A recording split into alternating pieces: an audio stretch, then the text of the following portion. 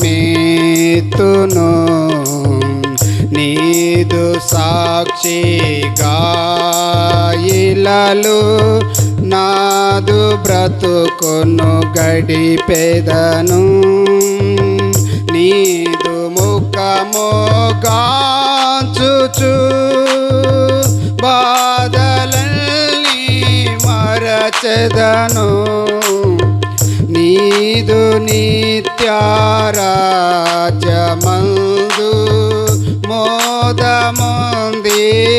మోదముందియుందును నీదు ముఖముగాంచుచు బాధలన్నీ మరచెదను నీదు నిత్యారాజ్యమందు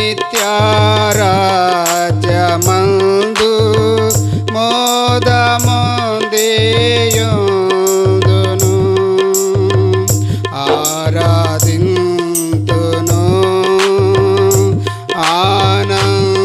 ఆనందింతును నీయందే నిత్యం నమ్మదగిన మంచి దేవా నెమ్మదిచ్చెను నా ప్రభువా నాకు తోడైయున్న దేవా ఇంతవరకు నడిపిన తండ్రి నమ్మదగిన మంచి దేవా నెమ్మదిచ్చెను నా ప్రభువా నాకు తోడైయున్న దేవా ఇంతవరకు నడిపిన తండ్రి.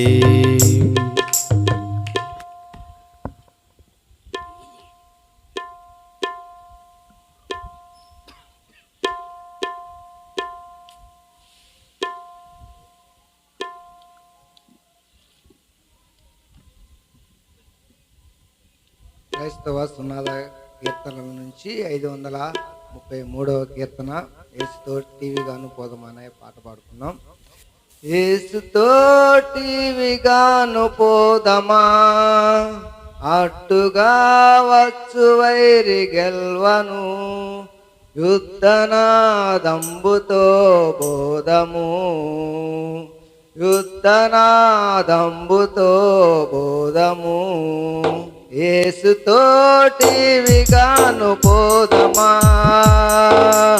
అడ్డుగా వచ్చు వైరి గెల్వను యుద్ధనాదంబుతో పోదము యుద్ధనాదంబుతో పోదము సైన్యమందు చేరను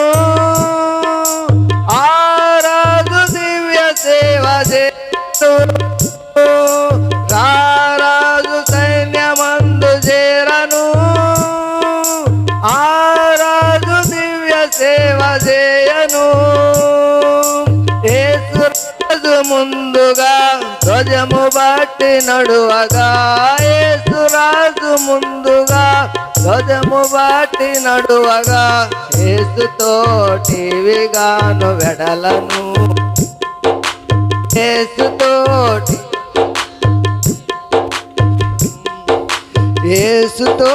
యేసుతోటివిగాను పోదమా అడ్డుగా వచ్చు వైరి గెల్వను యుద్ధనాదంబుతో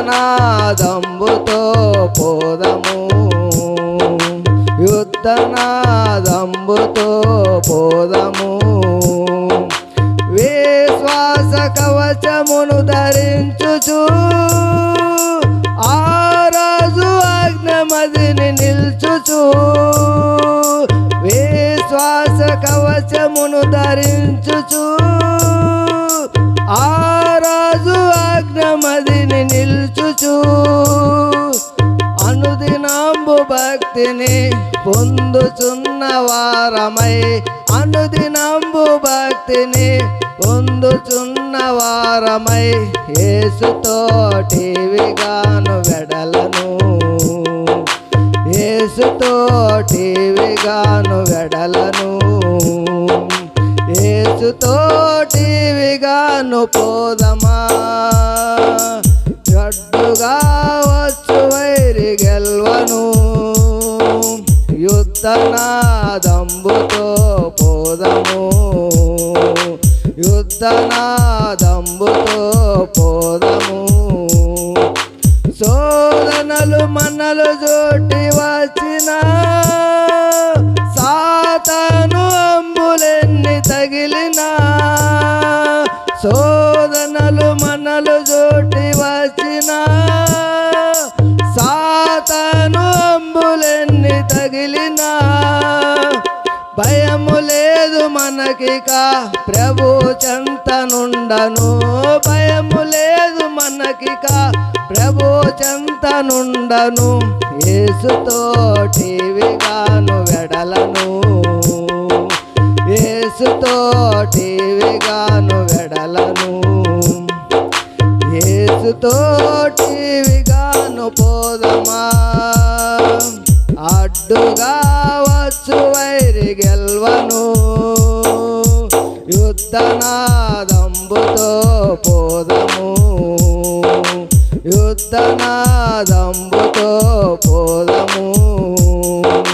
ఓ యువతి యువకులార చేరుడి, శ్రీ యేసురాజు వార్త చాటుడి.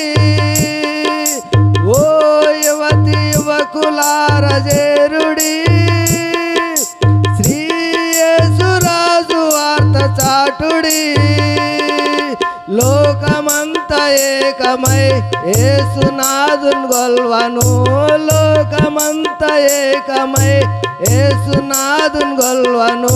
సాధనం ఎవరు నీవు నేనెగా, సాధనం ఎవరు నీవు నేనెగా. యేసుతోటివిగాను పోదమా. అడ్డుగా వచ్చు వైరి గెల్వను, యుద్ధనాదంబుతో పోదము, యుద్ధనాదంబుతో పోదము.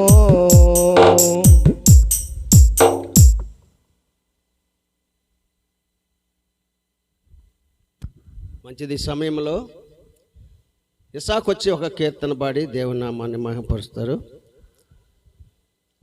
ఇంతటితో పాటల కార్యక్రమం ముగించబడుతుంది. చివరి పాట.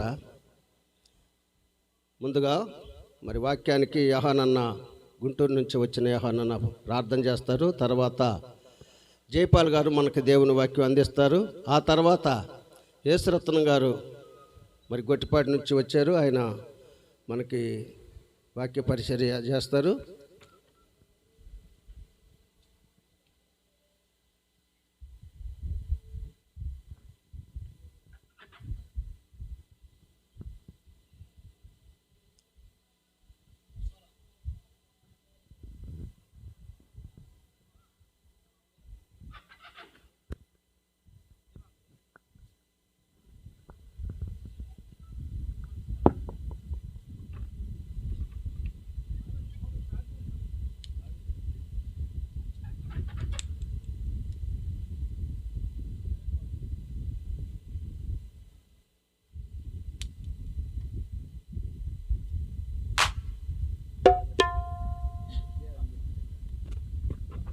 హల్లెలూయా.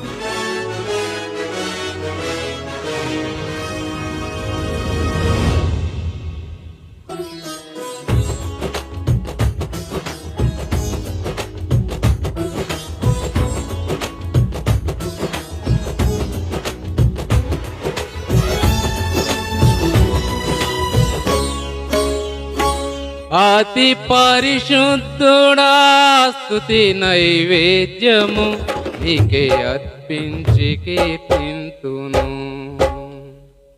అతి పరిశుద్ధుడా స్తుతి నైవేద్యము నీకే అర్పించి కీర్తింతును. నీవు నా పక్షమై నన్ను దీవించగా, నీవు నా తోడువై నన్ను నడిపించగా, జీవింతును నీ కోసమే. ఆశ్రయమైన నా యేసయ్యా, అతి పరిశుద్ధుడా స్తుతి నైవేద్యము నీకే అర్పించి కీర్తింతును. అతి పరిశుద్ధుడా స్తుతి నైవేద్యము నీకే అర్పించి కీర్తింతును.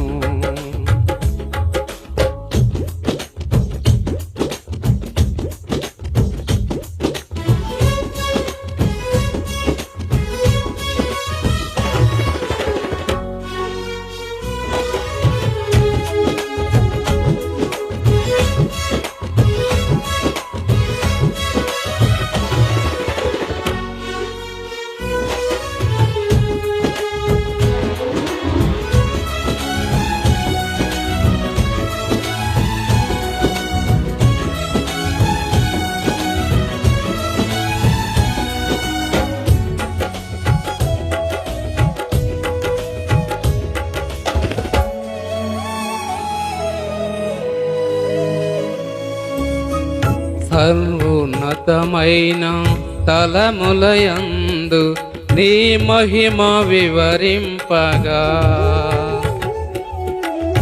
ఉన్నతమై నీ సంకల్పము ఎన్నడూ ఆశ్చర్యమే.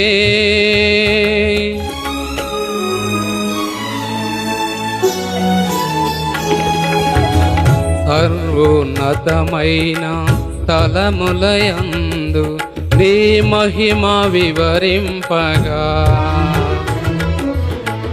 ఉన్నతమైన నీ సంకల్పము ఎన్నడూ ఆశ్చర్యమే. ముందెన్నడూ సవి చూడని సరిక్రొత్తదైన ప్రేమామృతం, ముందెన్నడూ సవి చూడని సరిక్రొత్తదైన ప్రేమామృతం నాలోనే దాచావు ఈనాటికై. నీ రుణం తీరదు ఏ నాటికి, నాలోనే దాచావు ఈనాటికై. నీ రుణం తీరదు ఏ నాటికి.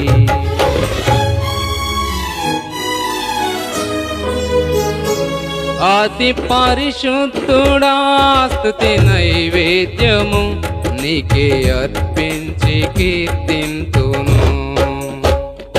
అతి పరిశుద్ధుడా స్తుతి నైవేద్యము నీకే అర్పించి కీర్తింతును. నీవు నా పక్షమై నన్ను దీవించగా, నీవు నా తోడువై నన్ను నడిపించగా, జీవింతును నీ కోసమే. ఆశ్రయమైన నా యేసయ్యా, అతి పరిశుద్ధుడా స్తుతి నైవేద్యము నీకే అర్పించి కీర్తింతును. అతి పరిశుద్ధుడా స్తుతి నైవేద్యము నీకే అర్పించి కీర్తింతును.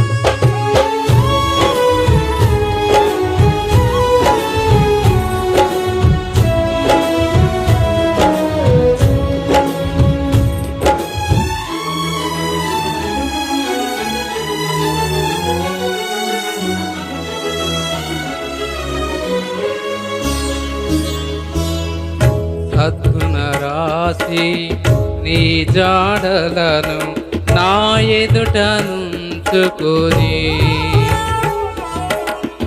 గడచిన కాలం సాగిన పయనం నీ కృపకు సంకేతమే.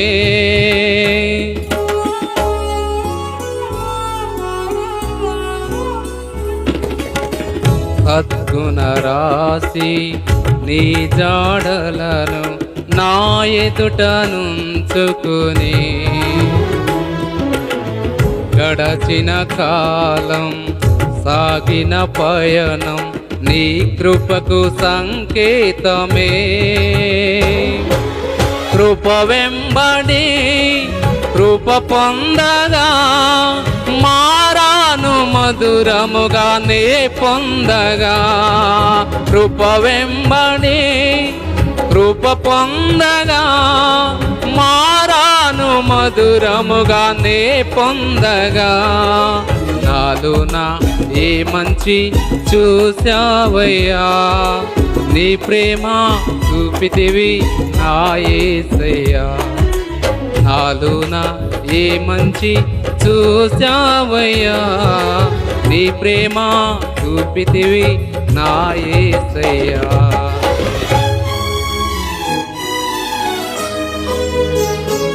అతి పరిశుద్ధుడా స్తుతి నైవేద్యము నీకే అర్పించి కీర్తింతును.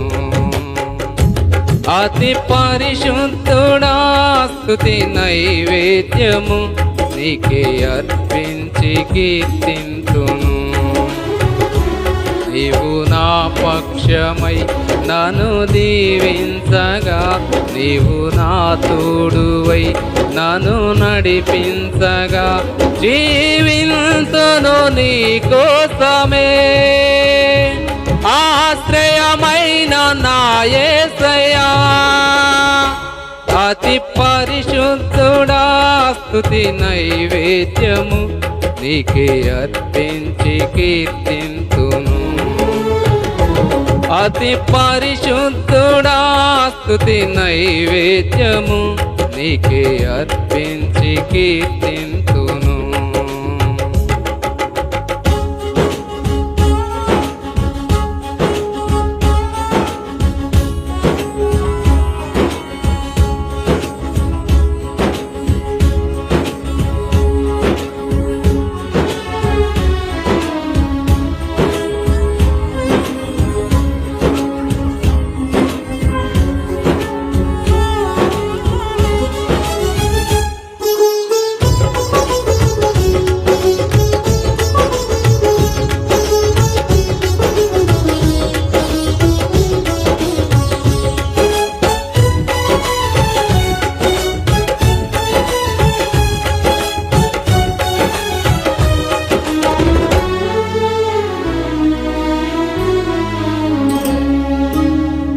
సారెపైనున్న పాత్రగా నన్ను చేదారిపోనివ్వక,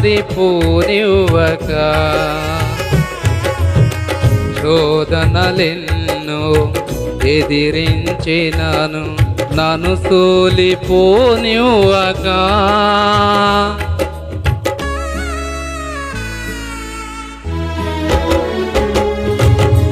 సారెపైనున్న పాత్రగా నన్ను చేజారిపోనివ్వక,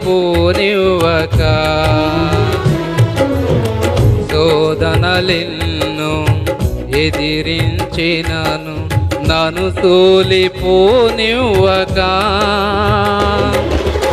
ఉన్నావులే ప్రతి క్షణమునా, కలిసున్నావులే ప్రతి అడుగునా.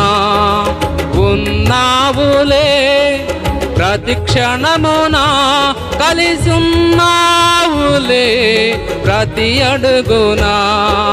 నీవేగా యేసయ్యా నా ఊపిరి, నీవేగా యేసయ్యా నా కాపరి.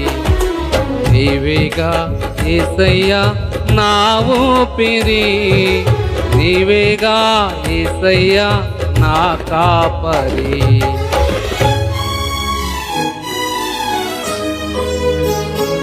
అతి పరిశుద్ధుడా స్తుతి నైవేద్యము నీకే అర్పించి కీర్తింతును. అతి పరిశుద్ధుడా స్తుతి నైవేద్యము నీకే అర్పించి కీర్తింతును. నీవు నా పక్షమై నన్ను దీవించగా, నీవు నా తోడువై నన్ను నడిపించగా, జీవించను నీ కోసమే ఆశ్రయమైన నా యేసయ్యా. అతి పరిశుద్ధుడా స్తుతి నైవేద్యము నీకే అర్పించి కీర్తింతును. నీవు నా పక్షమై నన్ను దీవించగా, నీవు నా తోడువై నన్ను నడిపించగా, జీవించను నీ కోసమే ఆశ్రయమైన నా యేసయ్యా. జీవించను నీ కోసమే ఆశ్రయమైన నా యేసయ్యా. జీవించను నీ కోసమే ఆశ్రయమైన నా యేసయ్యా. జీవించను నీ కోసమే ఆశ్రయమైన నా యేసయ్యా. హల్లెలూయా.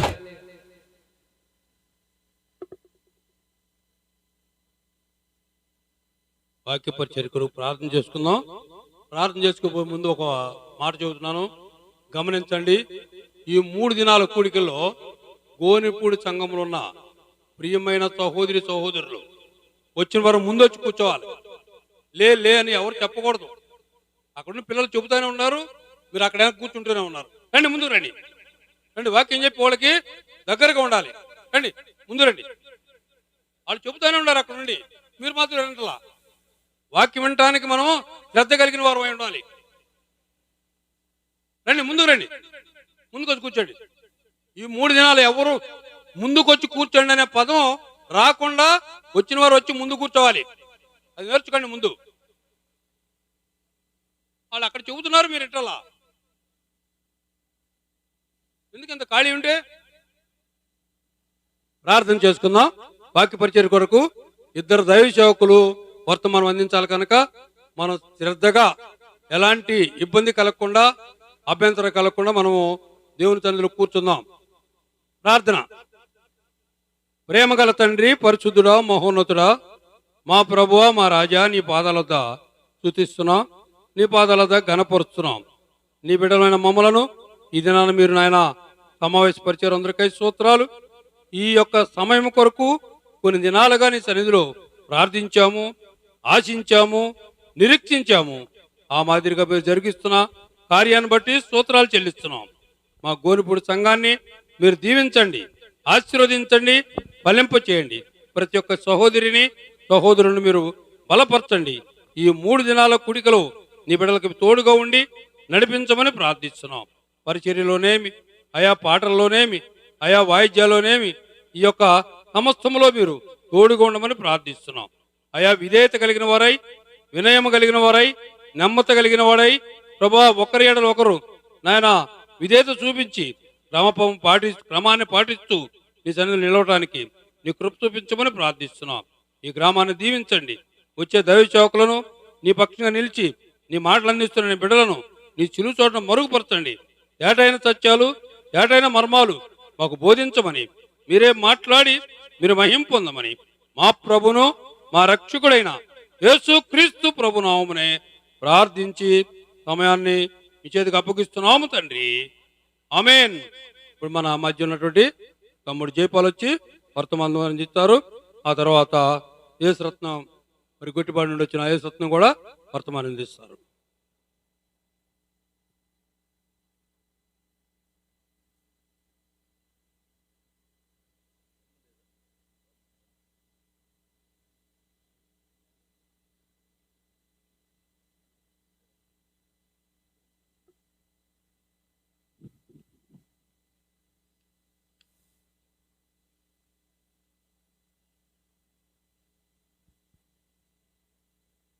దేవుని నామంలో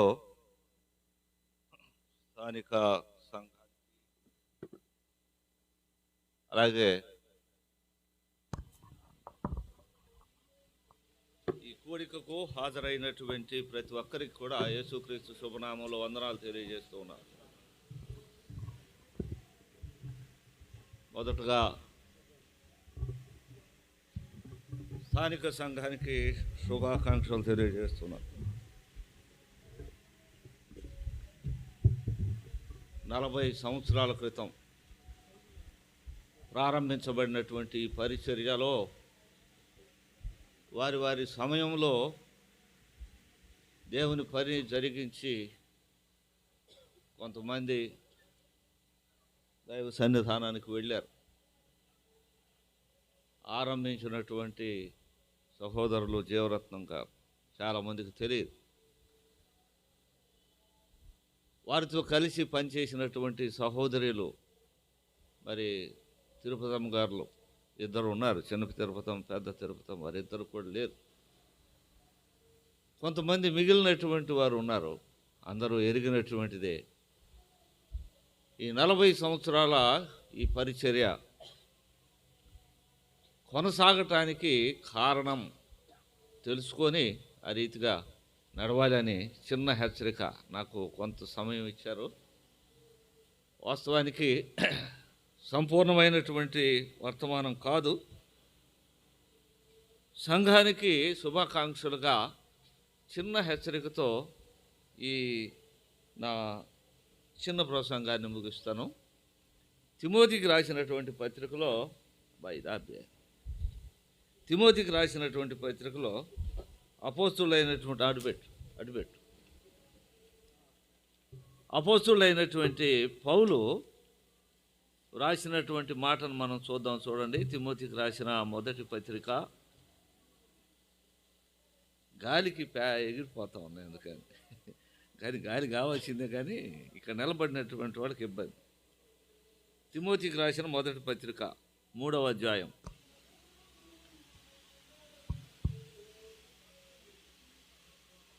15వ వచనంలో రాయబడిన మాట. తిమోతికి రాసినటువంటి మొదటి పత్రిక 3వ అధ్యాయము 15వ వచనం. అయినను దేవుని మందిరములో అనగా జీవము గల దేవుని సంఘములో జనులు ఎలాగో ప్రవర్తించవలెనో అది మీకు తెలియజేయాలని ఈ సంగతులను మీకు రాయిస్తున్నాను. ఆ సంఘము సత్యమునకు స్తంభమును ఆధారమునై ఉన్నది. ఆ సంఘము సత్యమునకు స్తంభమును ఆధారమును అయి ఉన్నది. చిన్న మాట ప్రార్థన చేస్తున్నాను. మమ్మల్ని మిక్కిలిగా ప్రేమించిన ప్రియ పరలోకపు తండ్రి, ప్రేమ కలిగినటువంటి నాయన, దయ కలిగినటువంటి దేవ, కరుణా వాత్సల్య పరిపూర్ణుడా, నీ పాదాలకు వెళ్ళలేని వందనాలు, స్తుతులు, స్తోత్రాలు చెల్లిస్తున్నాం. ఈ రాత్రి వేళ ఈ రీతిగా ప్రభా నజరేతు ప్రార్థనా మందిరములో మీ యొక్క సత్య సువార్తను ప్రకటించేటువంటి సమయాలను గంభీరముగా ప్రారంభిస్తూ ఉన్నందుకని నిన్ను స్తుతిస్తున్నాం. సంఘము యొక్క ఎదుగుదలను బట్టి మొదటగా నీకు స్తోత్రాలు చెల్లిస్తున్నాం.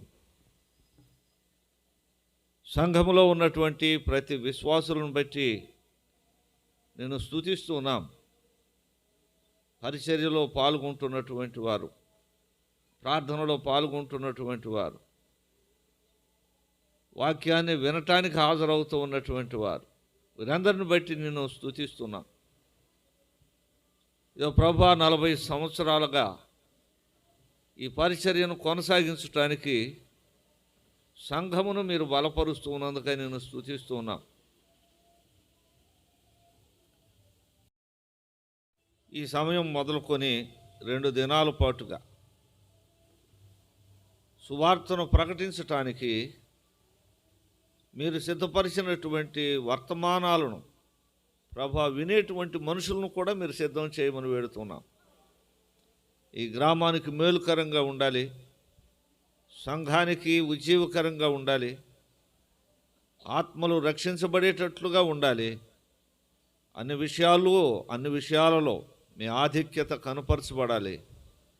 అందు నిమిత్తమై ప్రభా నాయన ప్రార్థన చేస్తూ ఈ పురుకొల్పుగా ప్రభా ఈ రాత్రి వేళ నాయన ఏర్పాటు చేయబడినటువంటి ఈ కూడికలో పాల్గొన్నటువంటి ప్రతి ఒక్కరిని బట్టి స్తుతిస్తూ ఈ మాటలను ప్రభా నాయనకి నా యొక్క జ్ఞానం సరిపోదు, మీరే నా నోటిని బూరగాను ప్రభా వాడి ప్రతి ఒక్కరికి మా అందరికీ కూడా మేలుకరమైనటువంటిదిగా దీవించమని గాయపడినటువంటి హస్తాలకు అప్పగించుకుంటూ యేసుక్రీస్తు నామంలో అడిగి వేడుకొని ప్రార్థన చేస్తూ ఉన్నాను తండ్రి, ఆమేన్.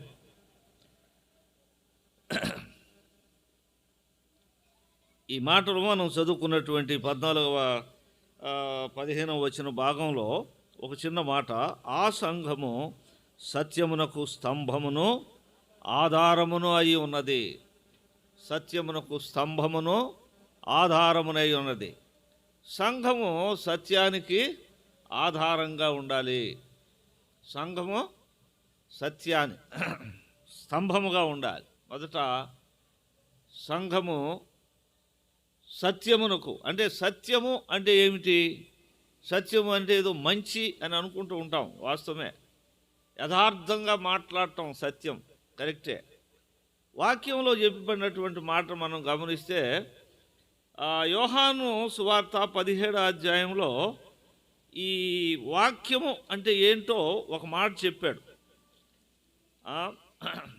సత్యము అంటే ఏంటో ఒక మాట చెప్పాడు. చూద్దాం, చూడండి. 17వ అధ్యాయము 17వ వచనంలో, నీ వాక్యములో వారిని స్థిరపరిచిన ఈ వాక్యమే సత్యం, సత్యమందు వారిని ప్రతిష్ఠ చేయుము, నీ వాక్యమే సత్యం అంటాడు. అంటే సత్యము అంటే ఏమిటి ఏమా? సత్యము అంటే వాక్యమే. ఆమె సత్యం చెప్పిందంటే నువ్వు వాక్య ప్రకారం నడిస్తేనే అది సత్యం. వాక్య ప్రకారం నడవకుండా మనం ఎన్ని చెప్పినా కానీ వాస్తవం కదా అది. దానికి సాక్ష్యము ప్రాముఖ్యమైనటువంటిది. వాక్యానికి సాక్ష్యము ప్రాముఖ్యమైనటువంటిది. యేసు ప్రభు వారు చెప్పారు, అపోస్తుల కార్యగ్రంథం 1వ అధ్యాయము 8వ వచనంలో చెబుతున్నాడు, మీరు బూదిగంతముల వరకు నాకు సాక్షులుగా ఉండాలి. వాక్యం చెప్పటం అంటే ఏదో బైబిల్లో ఉన్నటువంటి విషయాలన్నింటినీ అక్కడ నేర్చుకొని వచ్చి, ఇక్కడ నేర్చుకొని వచ్చి, అక్కడ రాసుకొని, ఇక్కడ రాసుకొని ప్రకటన చేయటం కాదు. అది మన యొక్క జీవితాలలో, అది మన యొక్క మరి ప్రవర్తనలో, అది మన యొక్క నడకలో కనపడుతూ ఉండాలి. అది కనుక కనపడకుండా మనం చెప్తే ప్రయోజనం లేదు. కూడికలు మనం పెడుతున్నాం, ఘనంగా జరిగిస్తూ ఉన్నాం. చూసేటువంటి వారికి సంఘం ఏమి చేస్తుంది అనేది తెలియాలి అని అంటే మనం చేస్తున్నటువంటి, లేకపోతే ప్రకటన చేస్తున్నటువంటి దానికి తగినట్లుగా మన యొక్క ప్రవర్తన కూడా ఉండాలి. అది ప్రాముఖ్యమైనటువంటి అంశం. ఆ సత్యం అబ్బాయి అయ్యా కొద్దిసేపు బాగుండదు, అది ఆపేసేయండి, కొద్దిసేపు బాగు పెట్టండి.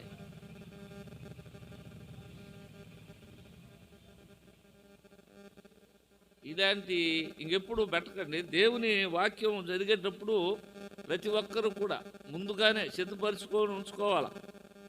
మనందరం ఎరుగుదాము, కొర్నేలి తన ఇంటిలో అందరినీ ఆహ్వానించి ఆ దేవుని యొక్క వర్తమానం వినటానికి సిద్ధంగా కూర్చొని ఉన్నాడు అనేటువంటి మాటను మనం చూస్తూ ఉంటాం కదా. సిద్ధంగా కూర్చొని ఉండాలి. అవసరమైతే వాటిని పక్కన పెట్టుకుందాం, తర్వాత చేసుకుందాం. ఈ 3 దినాల పరిచర్యలో పరిచర్య ఉండాలి, కానీ పరిచర్య ప్రాముఖ్యం కాదు. అదే చెప్తుంది వాక్యము మనకి ప్రాముఖ్యమైనటువంటి. వాక్యము ద్వారా మనం ఉజ్జీవించబడాలి. వాక్యము ద్వారా అనేకులను దేవుని వద్దకు నడిపించాలి. వాక్యము ద్వారా మరి అనేకులు ఈ వైపు చూసేటట్లుగా ఉండాలి. 119వ కీర్తనలో వాక్యము యొక్క అది నేను వచనం చెప్పట్లేదు, 19 కీర్తన అంతా చదవండి, అన్ని చదివి చాలా వచనాలు చెప్పాలి అక్కడ. వాక్యము యొక్క వాక్యం అంటే ఏంటో కనపడుతూ ఉంటుంది. వాక్యము ఎన్ని రూపాలుగా మనకి అది ఉపయోగపడుతుంది, అది మనల్ని బ్రతికిస్తుందని, అది మనకి వెలిగిస్తుందని, అది మనకు త్రోవ చూపిస్తుందని, ఇలా అనేకమైనటువంటిది. అందుకనే వాక్యము సత్యం, మన జీవితాలకు వాక్యం సత్యం. సంఘానికి వాక్యము అవసరం. సంఘానికి వాక్యము స్తంభం అంటున్నాడు. స్తంభం అంటే పిల్లర్ అంటే ఏమిటారు? పైలాన్ ఏమంటారు? స్తూపం. వాక్యం అనేటువంటిది స్తూపం.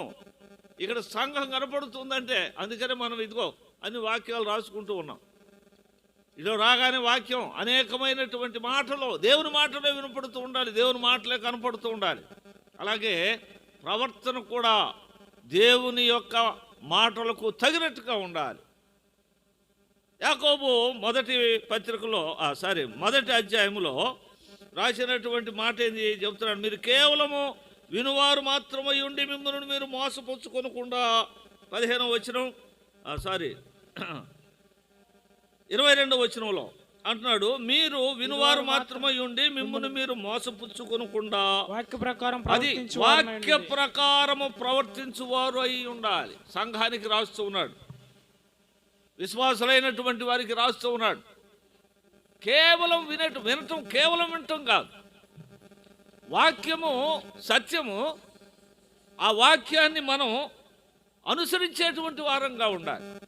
వాక్యాన్ని గురించి ఇంకా మరి యోహాను కూడా మరి ప్రకటన గ్రంథం 1వ అధ్యాయం 3వ వచనంలో రాసినటువంటి మాట, ఆ వాక్యాన్ని చదవమన్నాడు, వాక్యాన్ని వినమన్నాడు, ఆ తర్వాత దాని ప్రకారం నడుచుకునేటువంటి వాడు ధన్యుడు.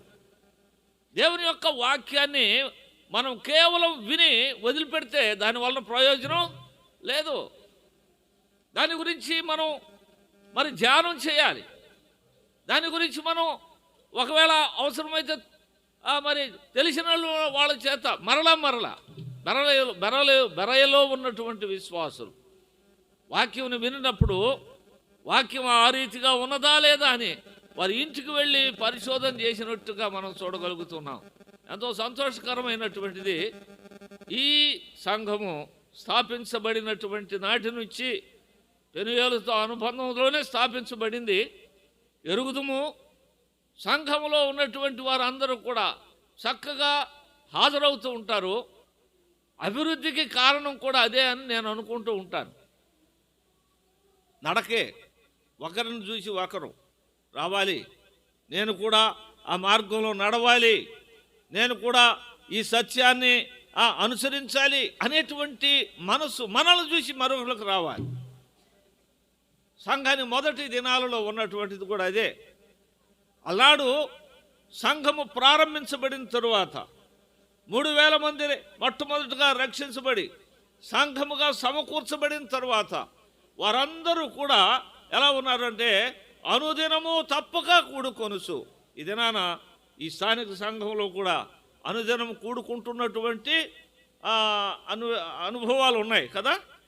అది మరి ఇశ్రాయేల్ అని చెప్తూ ఉంటాడు, అందరూ వచ్చి ప్రార్థన చేసుకొని వెళ్ళిపోతూ ఉంటారయ్యా, సాయంత్రం వేళ మరలా వచ్చి ప్రార్థన చేసుకుంటున్నారు, మంచిది. దాని ప్రకారం మనం వాక్యంలో కూడా స్థిరంగా ఉండవలసినటువంటి వారంగా ఉన్నాం. వాక్యము మనల్ని క్రమపరిచేటువంటిది. సంఘములో వాక్యము ప్రాముఖ్యమైనటువంటిది. ప్రధాన సహవాసంలో ఉన్నటువంటిది అదే. అనేకమైనటువంటి డినామినేషన్స్ ఉన్నాయి. దీని ప్రత్యేకత ఏందయ్యా అంటే వాక్య ప్రకారం నడవాలి అంతే. ఇప్పుడు బోధలో వచ్చేటప్పటికే అనేకమైనటువంటి సృష్టి జరుగుతూ ఉంది, మనుషుల్ని అట్రాక్ట్ అంటే ఆకర్షించేటువంటి రీతిగా.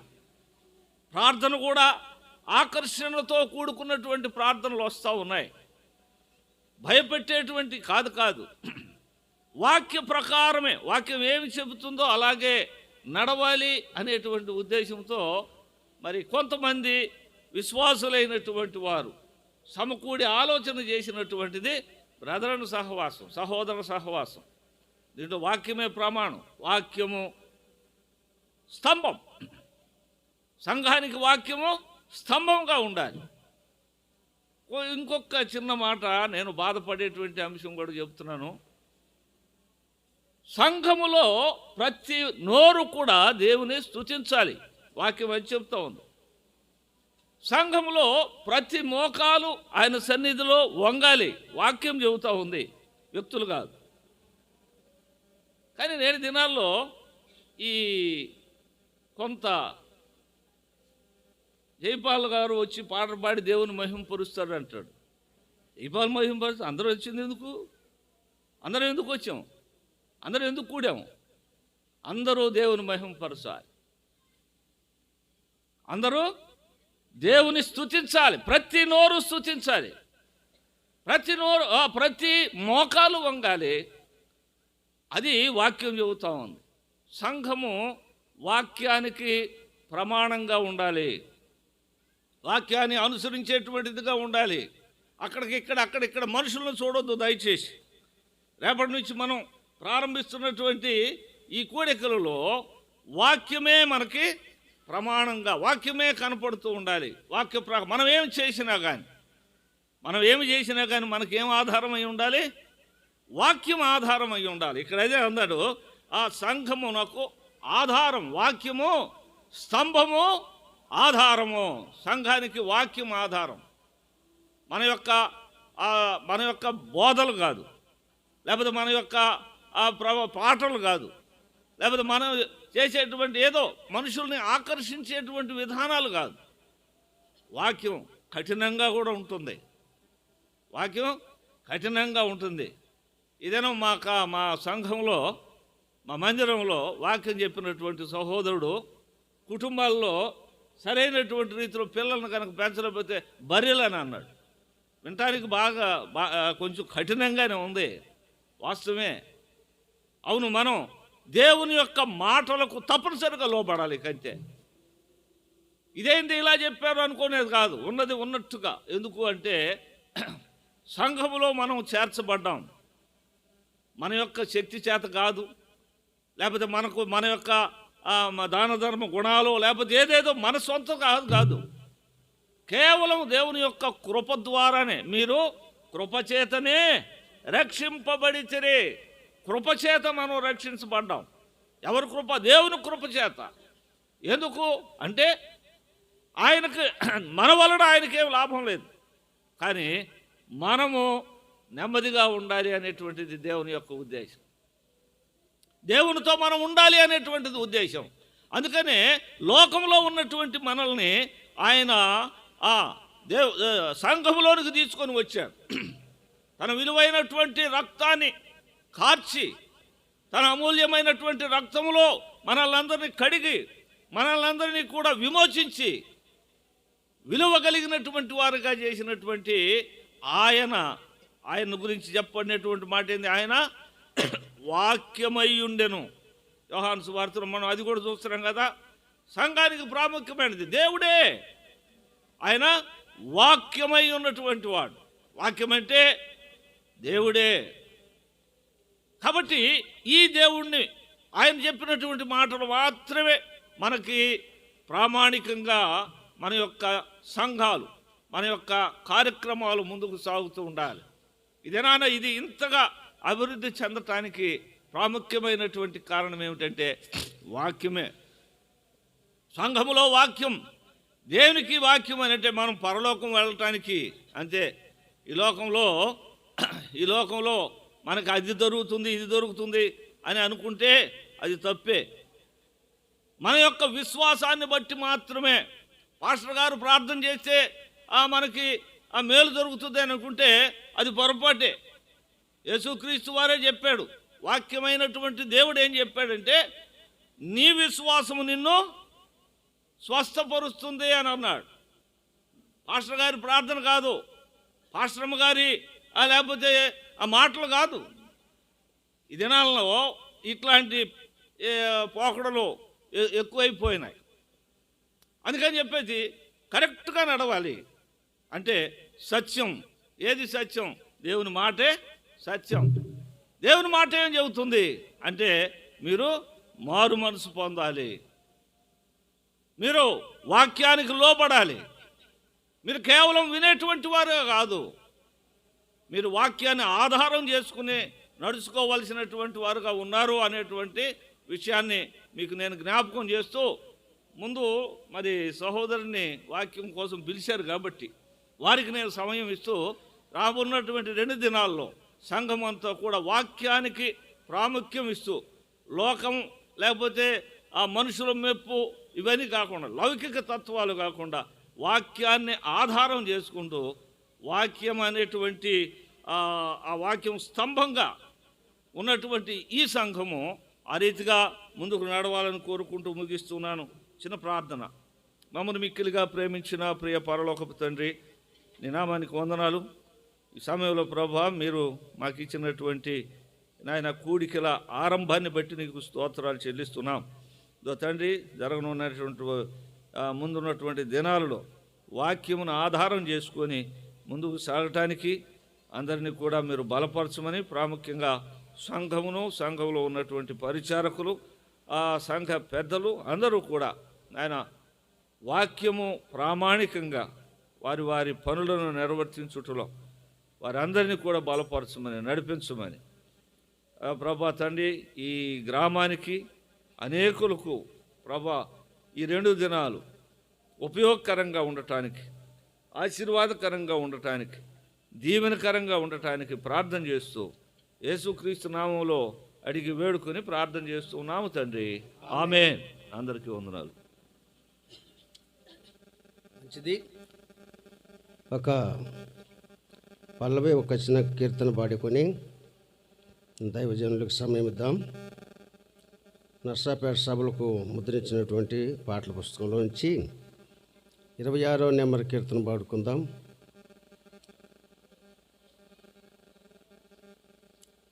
నిన్ను ప్రేమించుచు వర్ధిల్లెదం, నీ క్షేమము కొరకు ప్రార్థించెదం. నిన్ను ప్రేమించుచు వర్ధిల్లెదం, నీ క్షేమము కొరకు ప్రార్థించెదం. యెరూషలేమా యెరూషలేమా, యెహోవా సుందరపురమా,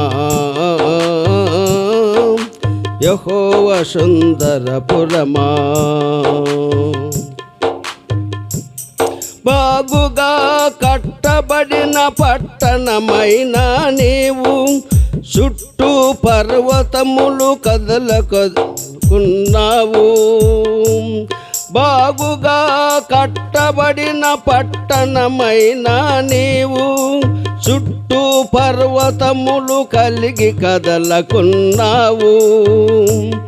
దేవుని మందిరము నిమిత్తము నీకు మేలు చేయ ప్రయత్నించెదము. దేవుని మందిరము నిమిత్తము నీకు మేలు చేయ ప్రయత్నించెదము. నిన్ను ప్రేమించుచు వర్ధిల్లెదం, నీ క్షేమము కొరకు ప్రార్థించెదం. నిన్ను ప్రేమించుచు వర్ధిల్లెదం, నీ క్షేమము కొరకు ప్రార్థించెదం. యెరూషలేమా యెరూషలేమా, యెహోవా సుందరపురమా, యెహోవా సుందరపురమా. మంచిది. సమయంలో సుందరరాజు, ఏం పేరు, నీ పేరు? సువర్ణరాజు చిన్న ప్రార్థన చేసిన తర్వాత మరి దైవజనులు దేవుని వాక్యాన్ని సమయం ఇద్దాం. దయం.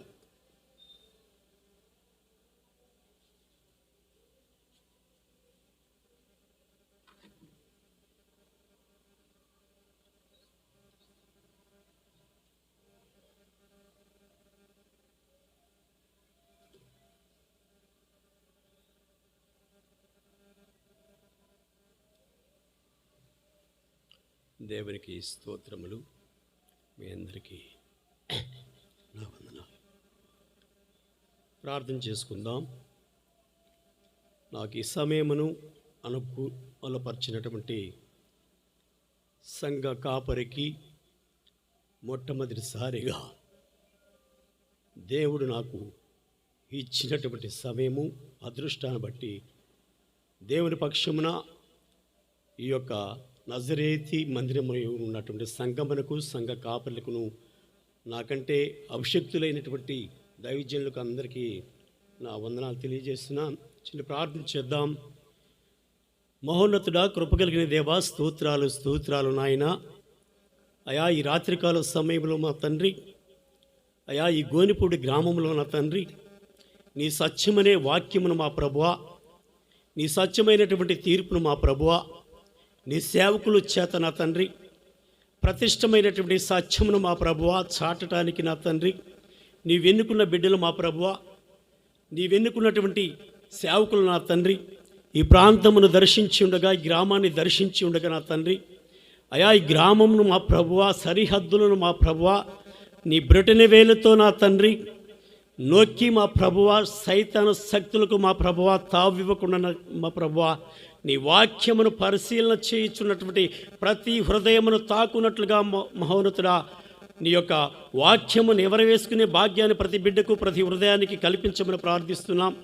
ప్రభువా అయా ఎంతో ఆసక్తితో నా తండ్రి, అయా ఎన్నో దినాలు మా ప్రభు ఉపవాస దినాలుగా కూడి నా తండ్రి నీ సేవలో అయా నీ సేవకుడు ఎంత కష్టపడి నా తండ్రి శ్రమించి నా తండ్రి ఈ యొక్క సంఘమును మా ప్రభువా అయా సంఘంలో ప్రతి బిడ్డని యొక్క అభిషేకంతో నా తండ్రి అయా ఈ యొక్క ఉపవాస దినాలు చేసి నీ సభలు జరిపించడానికి మా ప్రభువా నీవు చూపించిన చల్లని దీవెనతో మా ప్రభువా నీకే వందనాలు చెల్లించుకుంటూ ఈ రాత్రికాల సమయంలో మా ప్రభువా నీ బిడ్డ నా తండ్రి అనగా నా తండ్రి నీ అభిషక్తుడు మా ప్రభువా ఈ స్థలము యందు నిలబడి చేస్తున్న ప్రతి ప్రార్థన దేవుని ఆల్కంగా మా ప్రభువా దేవుని సృష్టికర్త అయినటువంటి నీవు నన్ను జ్ఞాపకం చేసుకున్న నా తండ్రి విడుదల చేస్తున్నటువంటి ఆ వాక్యంలో మా ప్రభువా దీవెనకరంగా మా ప్రభువా మాకు అర్థమయ్యే రీతిలో మా ప్రభువా మీరు వారితో మాట్లాడి మాకు నిన్నపమించి నీ వాక్యానికి లోబడే బిడ్డలుగా దీవించమని ప్రార్థిస్తున్నాం.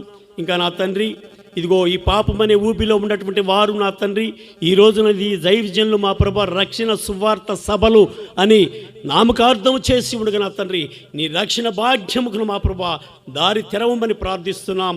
అయా మోసకరమైనటువంటి హృదయమును నా తండ్రి నీ వాక్యముతో కట్టిన సత్యమును మా ప్రభు బయలుదేరించుండగా ఆలకించు చెవులను మా ప్రభు చెవిగ్గి నా తండ్రి వారు ఆలకించిన వాక్యమును మా ప్రభు హృదయములు నా తండ్రి ఆలయములా మా ప్రభు నీడగట్టి ఫలించడానికి నీ వెలుగును ప్రకాశించినట్టుగా సహాయము దయచేయమని ప్రార్థించి వేడుకున్నాను ప్రభువా.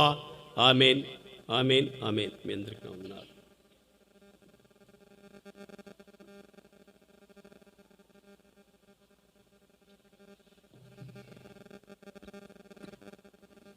మంచిది. ఈ రాత్రికాల సమయంలో మరి గోనెపూడి స్థానిక సంఘం నజరేతు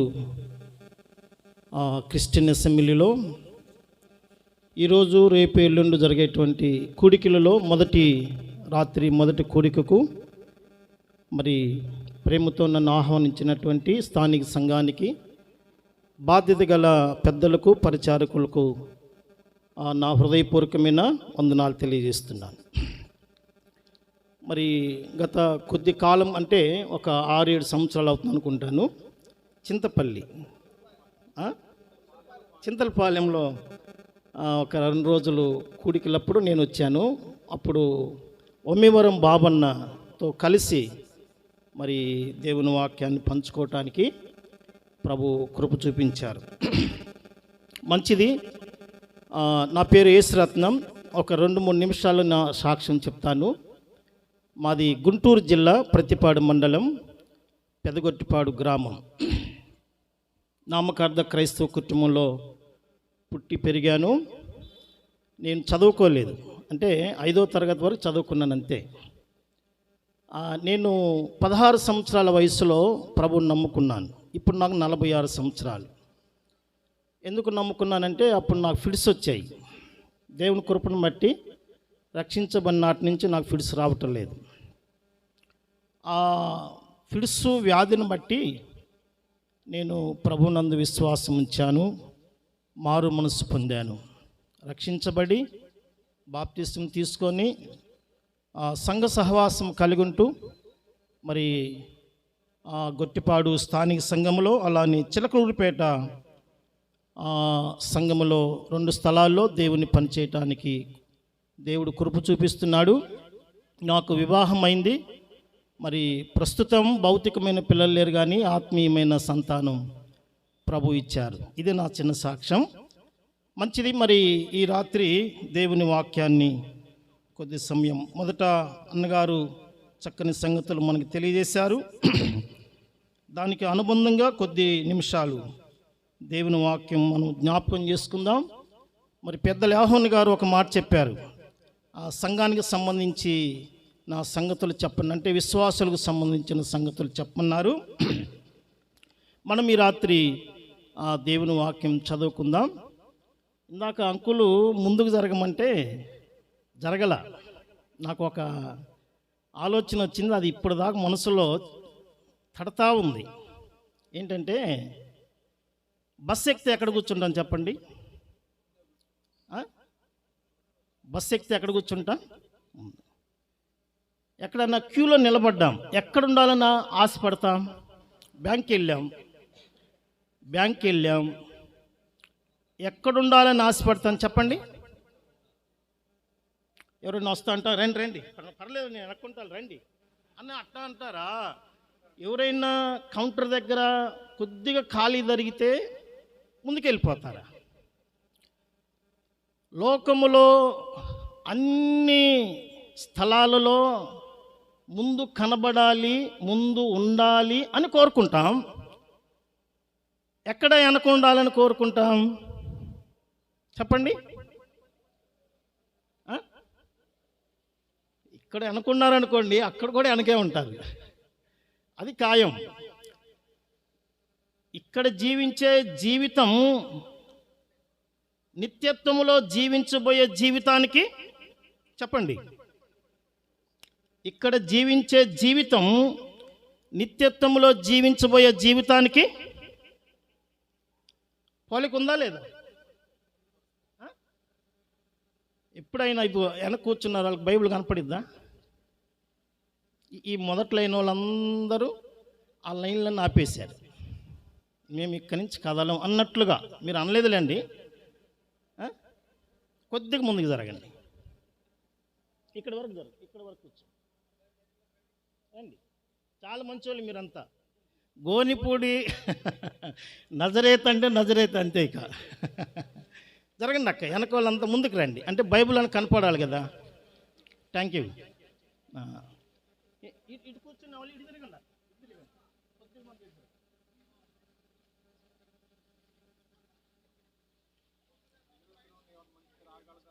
ఇదే మరి ఇక మేము ఇంతే అంటారా? కొద్దిగా ఏమైనా అవకాశం లేదా? సరే ఓకే. మీకు అవకాశాన్ని బట్టి కూర్చోండి. బైబిల్ కనపడాలి కదా. మందిరములో తగ్గించుకుంటే అన్ని స్థలాల్లో తగ్గించుకుంటాం. మనం నేర్చుకునే స్థలం ఇది. మనం ఇక్కడ ఏమి నేర్చుకుంటామో ఇంట్లో అదే చేస్తాం. అర్థమవుతుందా? జరగట్లే కొంతమంది. మంచిది. మరి మనకు తెలిసిన మాటలు ఈ రాత్రి కొద్ది సమయం మనం ఆలోచన చేద్దాం. ఆదికాండం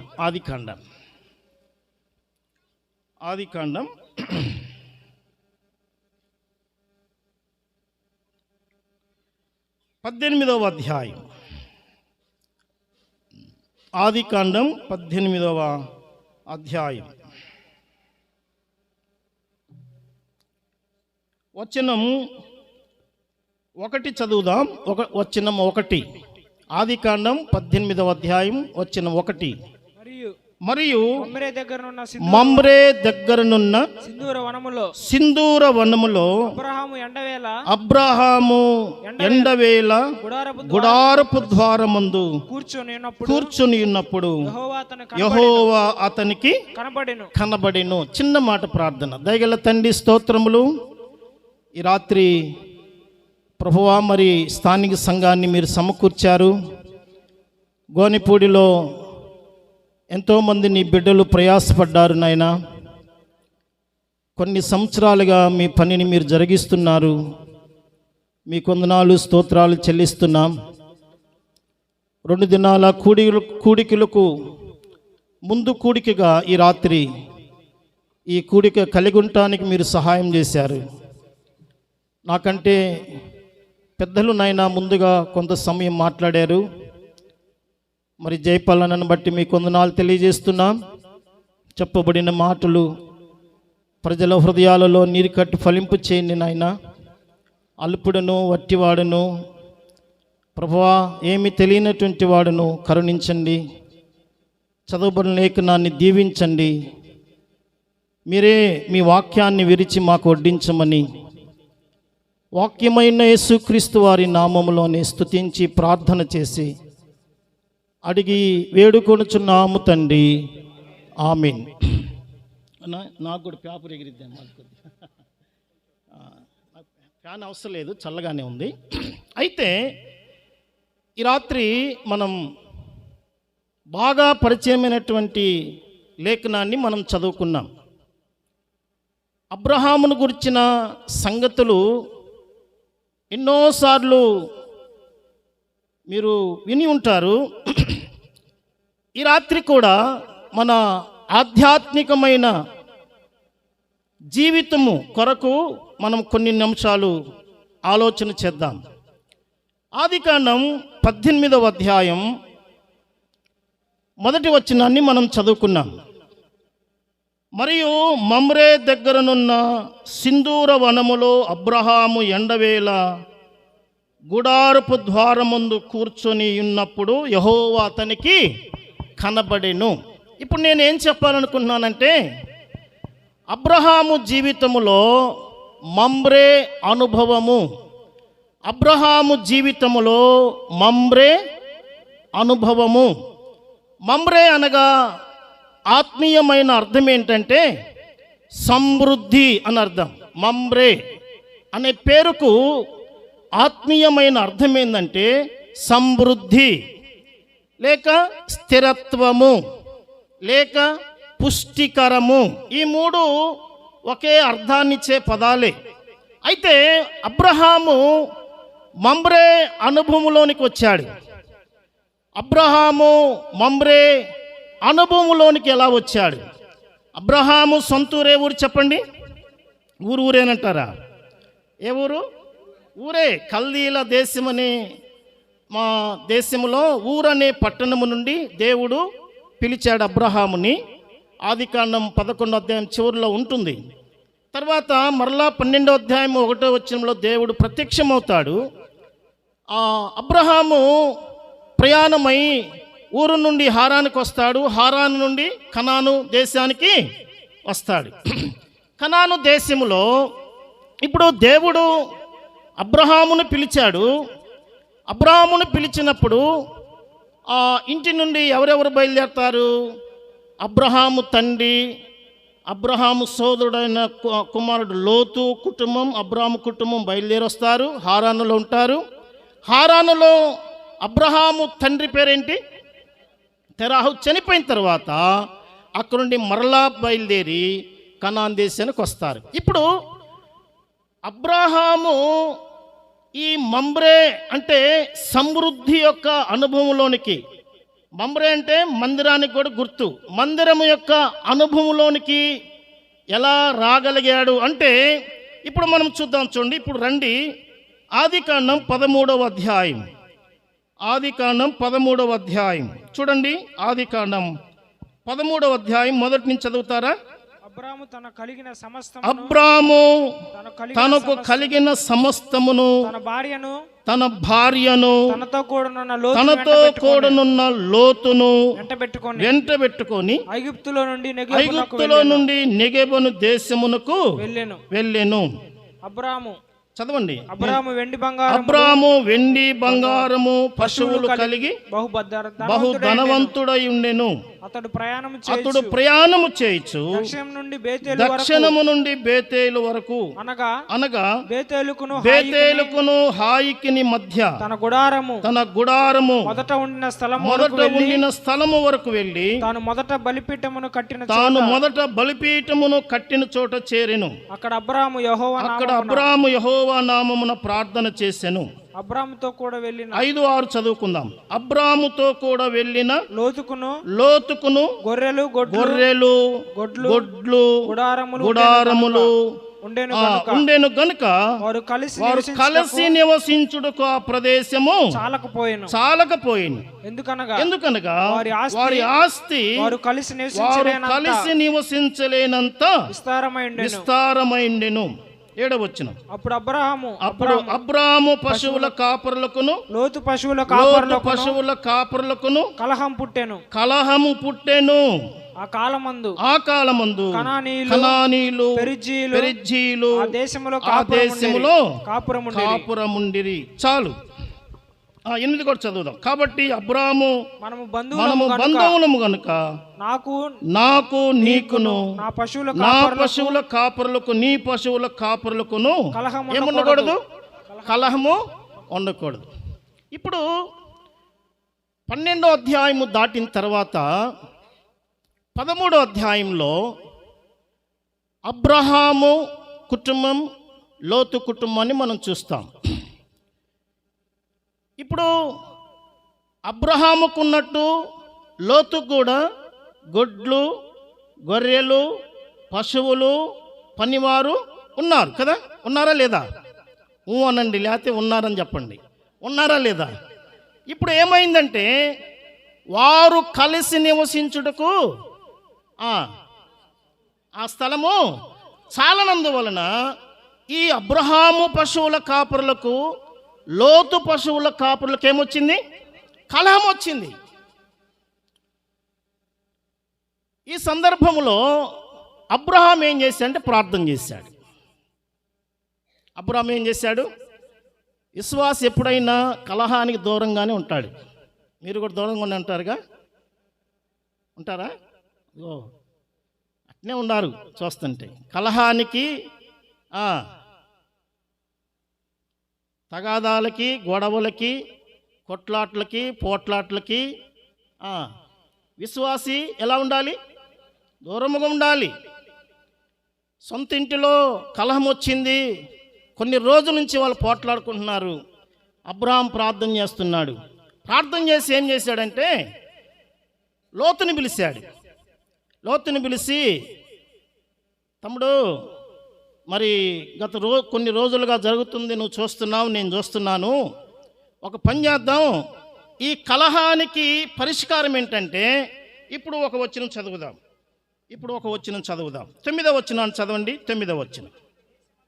ఈ దేశమంతయు నీ ఎదుట ఉన్నది కదా, దయచేసి నన్ను విడచి వేరుగా ఉండుము. ప్రార్థన చేసి చెప్పాడు. అబ్రహాము, ఇది చూడండి, అబ్రహాము మంచి ప్రార్థన పరుడు. అబ్రహాము బిడ్డలు ప్రార్థన పరులు. అబ్రహాము ఇంటివారు ప్రార్థన పరులు. అబ్రహాము ఇంట ఎంతమంది అలవర్చబడిన వారు ఉన్నారు చెప్పండి? 14వ అధ్యాయంలో 318 మంది. అబ్రహాం మోకరిస్తే ఇస్సాకు మోకరిస్తాడు, శారా మోకరిస్తుంది, పనివారు మోకరిస్తారు. అందరూ మోకరించిన తర్వాత ఒంటెలు కూడా ఏం చేస్తాయి? ఆ అనుభవం అబ్రహాము కుటుంబంలో మనం చూస్తాం. అబ్రహాము ద్వారా మనం చూస్తాం. అబ్రహాము గొప్ప ప్రార్థన పరుడు. అయితే ఇప్పుడు లోతుని పిలిచి చెప్పాడు, ఇప్పుడు మనకి కొన్ని రోజుల నుంచి ఈ కలహము జరుగుతుంది కాబట్టి నన్ను విడచి, ఏమన్నాడు? నన్ను విడచి వేరుగా ఉండు. ఇదిగో ఈ దేశం కనబడుతుంది కదా, నువ్వు తూర్పుకి వెళ్తానంటే నేను పడమటికి వెళ్తా, లేదు నువ్వు పడమటికి వెళ్తా అంటే నేను తూర్పుకి వెళ్తా అని అబ్రహాము లోతుతో చెప్పినప్పుడు లోతు ఏం చేయాలి చెప్పండి? లోతు కూడా ప్రార్థన చేయలా. చూశాడు కళ్ళెత్తి, తూర్పు దేశం భలే ఉందే, పచ్చగా నీళ్లు, కాలువలు, పంటలు, చూశాడు. లోతుకి ఏమైంది? నచ్చిందా నచ్చలేదా? నచ్చింది. కనీసం సలహా కూడా అడగల. అప్పుడు దాకా అబ్రహాంతో ఉన్న లోతు, అన్నా మరి నేను తూర్పుకి వెళ్ళాలనుకుంటున్నానన్నా, ప్రార్థన చేయండి. మరి ఇప్పుడు దాకా ఉన్నాం కదా నీతో, అసలు దేవుడు నాకు ప్రత్యక్షము కాలేదు, నన్ను పిలవలేదు, నన్ను రమ్మని అనలేదు. ప్రత్యక్షమైంది నీకు, పిలిచింది నీకు, వాగ్దానం చేసింది నీకు. నిన్ను బట్టి నేను ఈ స్థితిలో ఉన్నా అంటే నిన్ను బట్టి ఉన్నాను. కాబట్టి ఇప్పుడు ఏం చేద్దాం అని కనీసం ఒక్క సలహా కూడా లోతు అబ్రహాముని అడగలు. ఏం చేశాడు? ఇప్పుడు చూడండి 10వ వచనం చూద్దాం. 10వ వచనం. లోతు తన కన్నులెత్తి యోర్దాను ప్రాంతమంతటిని చూచెను. యెహోవా సొదొమ గొమొర్రా అను పట్టణములను నాశనము చేయక మునుపు సోయారుకు వచ్చు వరకు అదంతయు యెహోవా తోటవలెను, ఐగుప్తు దేశములను నీళ్లు పారు దేశమై ఉండెను. ఇది చూడండి. ఎప్పుడైనా విశ్వాసి ఇటు చూడండి, చూస్తున్నారా? కంటితో చూడంగానే నచ్చింది అనుకోండి, చూచిన వెంటనే ఒక సంబంధం నచ్చేసింది. అబ్బాయి బాగున్నాడు, ఇల్లు బాగుంది, ఉద్యోగం బాగుంది, మంచి జీతం, ఇకేం పట్టించుకోరు. మారు మనసు పొందాడా, సంఘ సాక్ష్యం ఉందా, బైబిల్ చదువుతాడా, కుటుంబ ప్రార్థన ఉందా, రక్షణ అనుభవం ఉందా, అసలు ఏమీ పట్టదు. కంటికి నచ్చాడు, కంటికి సంబంధం నచ్చింది, ఈ వ్యక్తి నచ్చాడు, లేకపోతే అమ్మాయి కుటుంబం నచ్చింది, అమ్మాయి నచ్చింది అని తొందర పడటము ద్వారా క్షేమం పొందారా, నష్టపోతారా? చెప్పండి. ఎన్ని కుటుంబాలు నష్టపోయారు కదా. మా అబ్బాయి ఒక సంబంధం నాకు తెలుసు, మాకు చాలా దగ్గర అంటే బంధువులు ఏమన్నారంటే, అబ్బాయి రైల్వేలో చేస్తాడన్నా, వచ్చే జీతం మీద లెక్క పెట్టలేకపోతున్నాం అన్నారు. మేమిద్దరం భార్యాభర్తలు ఇద్దరు కూర్చొని కట్ల లెక్క పెట్టలేకపోతున్నారంట. ఆ అబ్బాయి కట్ట చుట్టూరు తిరుగుతూ ఉంటాడు, ఉద్యోగం లేదు, ఏం లేదు, తాగి ఫుల్గా రైల్వే కట్టల చుట్టూరు తిరుగుతూ ఉంటాడు. ఇప్పుడు అది ఎప్పుడు అర్థమైంది మాకు? వివాహమైన తర్వాత సంవత్సరానికి అర్థమైంది. ఇప్పుడు లబో దిబో అప్పుడు అక్క అంటే అక్కలేదు, గిక్కలేదు, అసలు పలకరిందా? అయ్యో మాకు సంబంధం చూడమని చూడలేదుగా, మంచి సంబంధం మేము చూసుకున్నాంలే, నువ్వు మా అమ్మాయి చూడమని చూడలేదుగా, మేము చూసుకున్నాంలే అని 2 కాళ్ళ మీద నడవలా. ఆమెకి 20-30 కాళ్ళు వచ్చేసింది, గాల్లోది వెళ్ళాడింది. సరే మంచిదేలా, మంచి సంబంధం కుదిరితే ఎవరికైనా సంతోషమే కదా. అయితే సంవత్సరానికి లేని అలవాటు లేదు, ఉద్యోగం ఉంది, 40,000 శాలరీ, లేని అలవాటు లేదు. సంవత్సరానికి 2-3 నెలలు పనిచేస్తాడు, డ్యూటీ చేస్తాడు అంతే. అన్ని చోట్ల అప్పులు. ఇప్పుడు ఎంత బాధపడుతున్నారంటే, నా వల్ల కూడా అట్లా వాక్యం చెప్పినా వింటల్లా, ప్రార్థన చేస్తున్నాం. లోకంలో ఒక మాట ఉంది కదా, ఏ మాట ఉంది? చేతులు కాలిన తర్వాత అంతే. నీకు కంటికి నచ్చింది అని నువ్వు తొందర పడకూడదు. దాని వెనుక ఏదో నష్టము దాగి ఉంది. కంటికి నచ్చలేదని చెప్పేసి నువ్వు విడిచిపెట్టకూడదు. అది కూడా ఒక ఆలోచన చేయాలి. చూడటానికి బాగాలేదు అబ్బాయి, సరిగా కలర్ లేడు, ఎత్తు లేడు, సరైన జాబు లేదు, శాలరీ లేదు, ఇల్లు సరిగా లేదు, కానీ మందిర సాక్ష్యం ఉంది, మారు మనసు ఉంది, రక్షణ ఉంది. అవి నచ్చవు అసలు. అవి అసలు పట్టించుకోరు. సేవకుడు చెప్తాడు, అమ్మా మంచి బిడ్డమ్మా, ఉదయం బైబిల్ చదువుతాడు, అన్ని కూడికలకు వస్తాడు, ప్రభువుని నమ్మాడు, ఆరాధన చేస్తాడు, మంచి బిడ్డమ్మంటే చూద్దాంలేన్నా, మళ్ళీ ఇంటికాడ వాళ్ళు చెప్పాలి, ఈ నచ్చినప్పుడు వాళ్ళు చెప్పేది ఏంటంటే ఇంటికాడ ఇంకా ఉన్నారన్నా, వాళ్ళని కూడా కనుక్కొని మేము ఫోన్ చేస్తామన్నా. ఏం చేస్తారు? ఒట్టిదే కదా. అయితే ఇప్పుడు ఈ లోతు ఏం చేశాడు అంటే, కంటికి నచ్చిందని చెప్పేసి అబ్రహాముతో ఏమీ మాట్లాడకుండా మోటములు సర్దుకొని ఏం చేశాడు? సొదొమ గొమొర్రా పట్టణానికి వెళ్ళి, ఆ పట్టణం ఎలాంటిది? ఒక 2-3 వచనాల వరకు అట్లా చూద్దాం. చూడండి ఆ పట్టణం ఎలాంటిది అంటే, ఇప్పుడు 19వ అధ్యాయానికి రండి. 19వ అధ్యాయం, ఆదికాండం 19వ అధ్యాయం. ఆదికాండం 19వ అధ్యాయం. ఆదికాండం 19వ అధ్యాయం వచనం 4 చూద్దాం. చూడండి వచనం 4. వారు పండుకొనక ముందు ఆ పట్టణస్థులు అనగా సొదొమ మనుషులు బాలురును, చూడండి బాలురును, వృద్ధులను ప్రజలందరూ నలుదిక్కుల నుండి కూడి వచ్చి ఆ ఇల్లు చుట్టూ వేసి లోతును పిలిచి ఈ రాత్రి ఎద్దకు వచ్చిన మనుషులు ఎక్కడ? మేము వారిని కూడినట్లు మా ఎద్దకు వారిని. చూడండి ఎవరెవరు? బాలురు మొదలుకొని వృద్ధుల వరకు. సొదొమ గొమొర్రాలు జంట నగరాలు, ట్విన్ సిటీస్ అంటారు. పాత గుంటూరు, కొత్త న్యూ గుంటూరు అంటారు కదా, హైదరాబాద్ సికింద్రాబాద్, అట్లా జంట నగరాలు అన్నమాట. ఇప్పుడు ఆ పట్టణ ప్రజల యొక్క స్థితి ఎలా ఉందంటే, బాలురు మొదలుకొని వృద్ధుల వరకు లోతు ఇంటిని తడుతున్నారు. లోతు తలుపుది, ఈ రాత్రి నీ యొద్దకు వచ్చిన వారితో మేమే చేయాలి, పాపము చేయాలి. ఇటు చూడండి,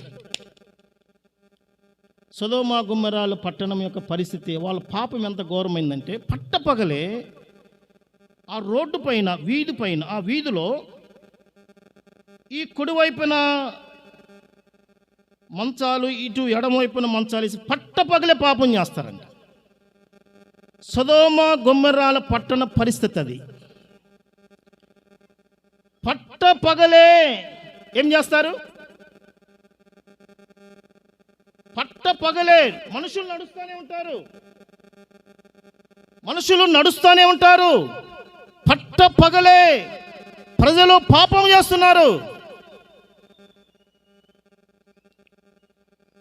పేతురు పత్రిక రండి. పేతురు రాసిన రెండవ పత్రిక ఒక మాట మనం చూద్దాం. పేతురు రాసిన 2వ పత్రిక అధ్యాయం 2 చూడండి. అధ్యాయం 2 వచనము 6 చూడండి. వచనం 6. మరియు ఆయన సొదొమ గొమొర్రాలను పట్టణములను భస్మము చేసి ముందుకు భక్తిహీనులకు వారికి వాటిని దృష్టాంతములుగా ఉంచుటకై వాటికి నాశనము విధించి దుర్మార్గుల కామ వికారయుక్తమైన నడవడి చేత బహు బాధపడిన నీతిమంతుడగు లోతును తప్పించెను. ఎలాంటి వారు వాళ్ళు? ఆ పట్టణ ప్రజలు ఎలాంటి వారు? పిల్లలు మొదలుకొని, బాలురు మొదలుకొని, వృద్ధుల వరకు కామ వికారముతో నింపబడినారు. దేవుడు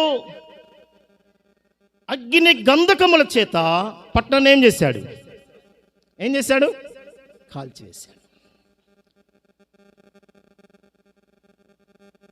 కాల్చివేశాడు. ఒక్క మాట ద్వితీయోపదేశానికి రండి. ద్వితీయోపదేశ కాండం 29వ అధ్యాయం. ద్వితీయోపదేశ కాండం 29వ అధ్యాయం వచనం 23 చదువుతారా? వారు యెహోవా తన కోపోద్రేకము చేత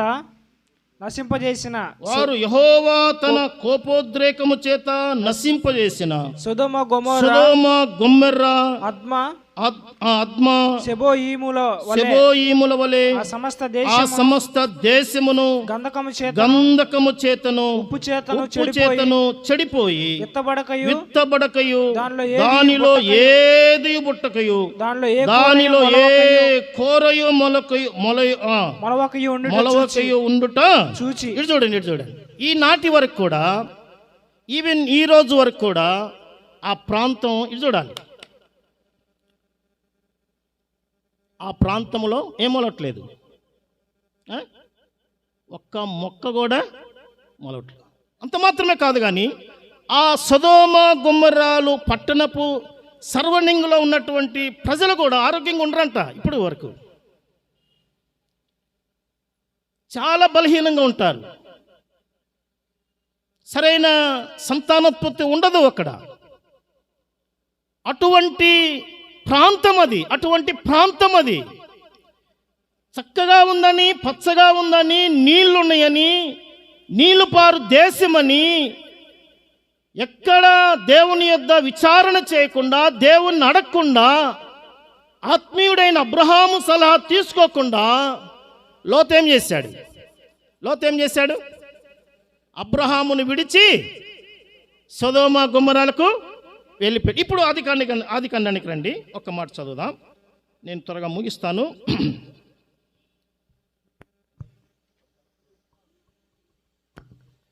ఆది కాండం త్వరగా నేను ముగిస్తాను.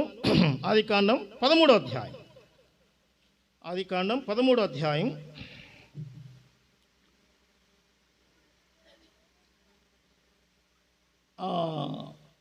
11 చదువుతారా? 11. కాబట్టి లోతు తనకు యోర్దాను ప్రాంతమంతటిని ఏర్పరచుకొని తూర్పుగా ప్రయాణం చేసెను. అట్లు వారు ఒకరినొకరు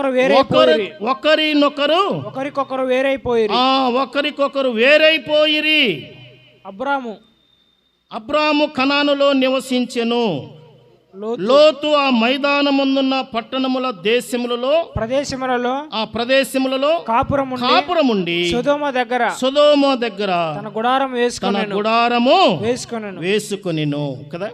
ఇప్పుడు అబ్రహాము లోతు ఏమైపోయారు అంటే, ఇటు చూడండి, అబ్రహాము ఆత్మ సంబంధి, ఆత్మీయుడు. లోతు శరీర సంబంధి.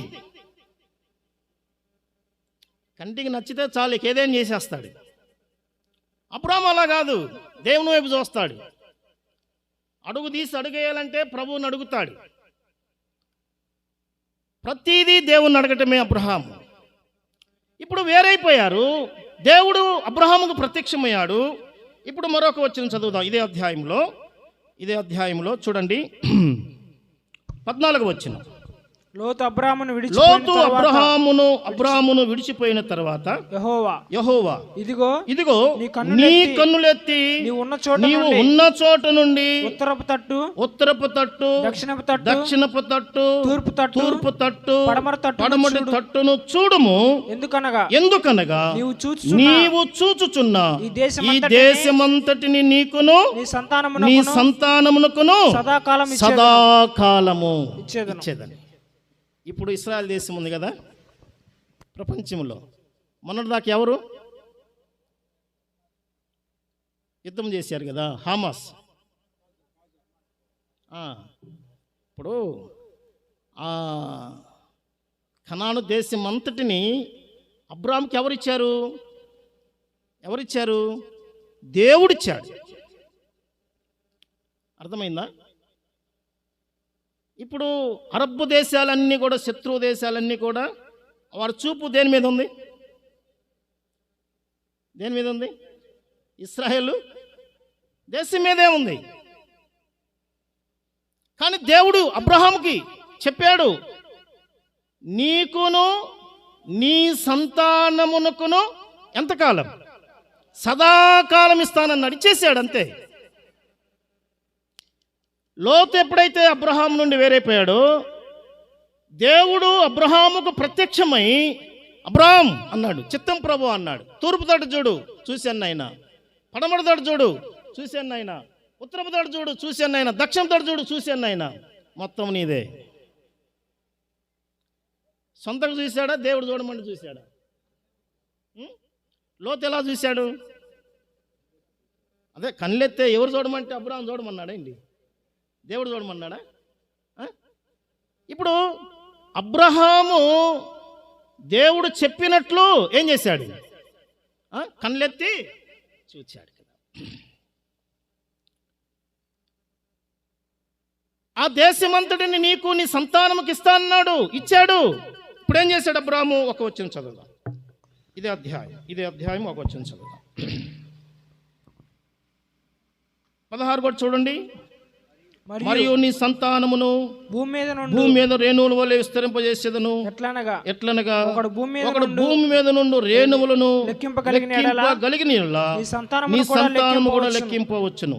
నీవు లేచి ఈ దేశము యొక్క పొడుగును వెడల్పును దానిలో సంచరించుము, అది నీకిచ్చేదనని అబ్రహాముతో చెప్పెను. అప్పుడు అబ్రాము తన గుడారము తీసి హెబ్రోనులోని మమ్రే దగ్గరనున్న సింధూర వృక్షవనములో దిగి అక్కడ యెహోవాకు బలిపీఠమును కట్టెను. ఇప్పుడు ఇటు చూడండి. మనం మొట్టమొదట వచ్చిన ఎక్కడ చదివా? చాలా మంది చెప్పారు. చెప్పండి, నోరు తెరిచి చెప్పండి. నోటితో వాక్యం పలికితే ఏం కాదు. నోటితో వాక్యం పలికితే స్వస్థత కలిగిద్ది. అర్థమవుతుందా? సొంత మాటలు పలకూడదు, కానీ నోటితో ఏం పలకొచ్చు? వాక్యం చెప్పొచ్చు, వాక్యం పలకొచ్చు. అయితే ఇటు చూడండి. ఇప్పుడు హెబ్రోనులోని ఆ సింధూర వృక్షము దగ్గర మమ్రేలో అబ్రహాం ఏం చేశాడు? గుడారము వేసుకున్నాడు. గుడారం అంటే ఇప్పుడు మమ్రే అనుభవంలోనికి అబ్రహాం ఎప్పుడు వచ్చాడంటే, శరీర స్వభావము కలిగిన లోతును ఆ మాట చెప్పాలి. లోతును విడిచిన తర్వాత ఆత్మీయ సమృద్ధిలోనికి వచ్చాడు. శరీర తత్వాన్ని, శరీర స్వభావాన్ని మనం ఎప్పుడైతే విడిచిపెడతామో ఏ అనుభవంలోనికి వస్తాం? ఆత్మీయ సమృద్ధి. ఇప్పుడు మమ్రేలో అబ్రహాం ఎలా ఉన్నాడంటే సమృద్ధిగా ఉన్నాడు. మమ్రే అనేది సమృద్ధిని తెలియజేస్తుంది. అబ్రహాము జీవితం సమృద్ధిగా ఉన్నాడు. అంటే ఇప్పుడు హెబ్రోన్ అంటే అర్థం ఏంటి? హెబ్రోన్ అంటే అర్థం ఏంటి?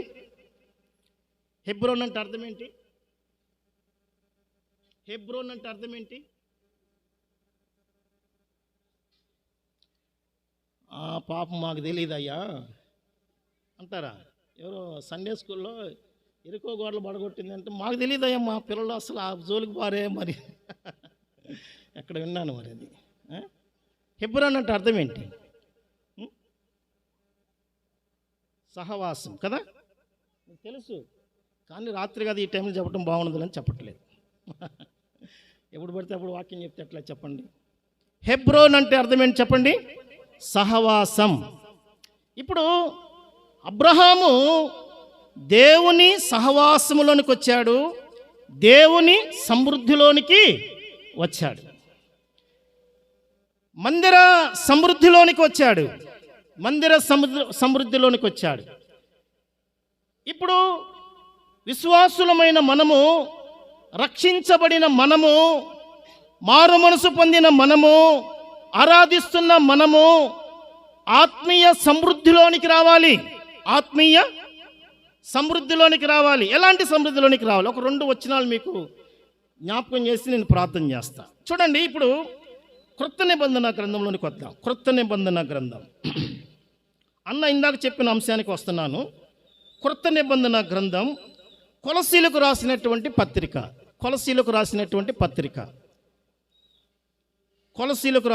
పత్రిక అధ్యాయం 3 వచనం చూడండి. అధ్యాయం 3:16 చూడండి. 16 సంగీతములతోను సంగీతములతోను కీర్తనలతోను ఆత్మ సంబంధమైన పద్యములతోను ఒకనికి బోధించుచు బుద్ధి చెప్పుచు కృపా సహితముగా మీ హృదయములలో దేవుని గురించిన గానము చేయొచ్చు. సమస్త విధములైన జ్ఞానముతో క్రీస్తు వాక్యము మీలో సమృద్ధిగా ఏం చేయాలి?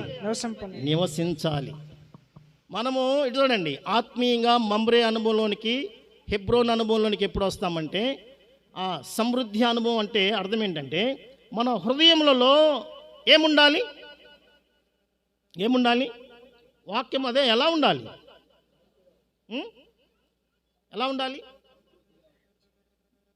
నిండుగా ఉండాలి. గుండె ఇప్పుడు హృదయములో ఏదుంటే బయటికి అదే వస్తాయి. ప్రభు చెప్పాడు కదా, హృదయము నిండి ఉన్న దాన్ని బట్టి నోరు మాట్లాడిద్ది అంతే. విశ్వాసులు పోట్లాడే వాళ్ళు ఉంటారు, తగాదలాడే వాళ్ళు ఉంటారు, మరి బూతులు మాట్లాడే వాళ్ళు ఉంటారా? మా గోనిపుల్లో లేరండి అని అంటారా?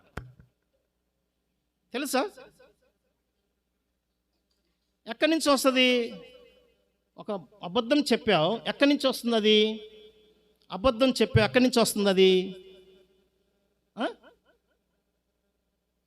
ఒక సేవకుని కుమారుణ్ణి మరొక వ్యక్తి బూతు మాట మాట్లాడాడంట. ఆ సేవకుడు కుమారుడు సేవకుడి దగ్గరకు వచ్చాడు. నాన్న, ఆ అబ్బాయి నన్ను బూతు మాట మాట్లాడినన్నా. ఎంత బూత్ అంటే ఇంత బూత్ నాన్న అంటాడు. అంటే ఇతను ఏం చెప్పలేదు, ఆ బూత్ పదాన్ని పేరు. అది వివేకం అంటే. అసలు పలకటానికి కూడా ఏం లేదు, ఇష్టము లేదు. హృదయము నిండా అంటే హృదయములో దేవుని వాక్యము సమృద్ధిగా ఎప్పుడు ఉండిద్ది? మొదటి కీర్తన మనకు తెలుసు కదా.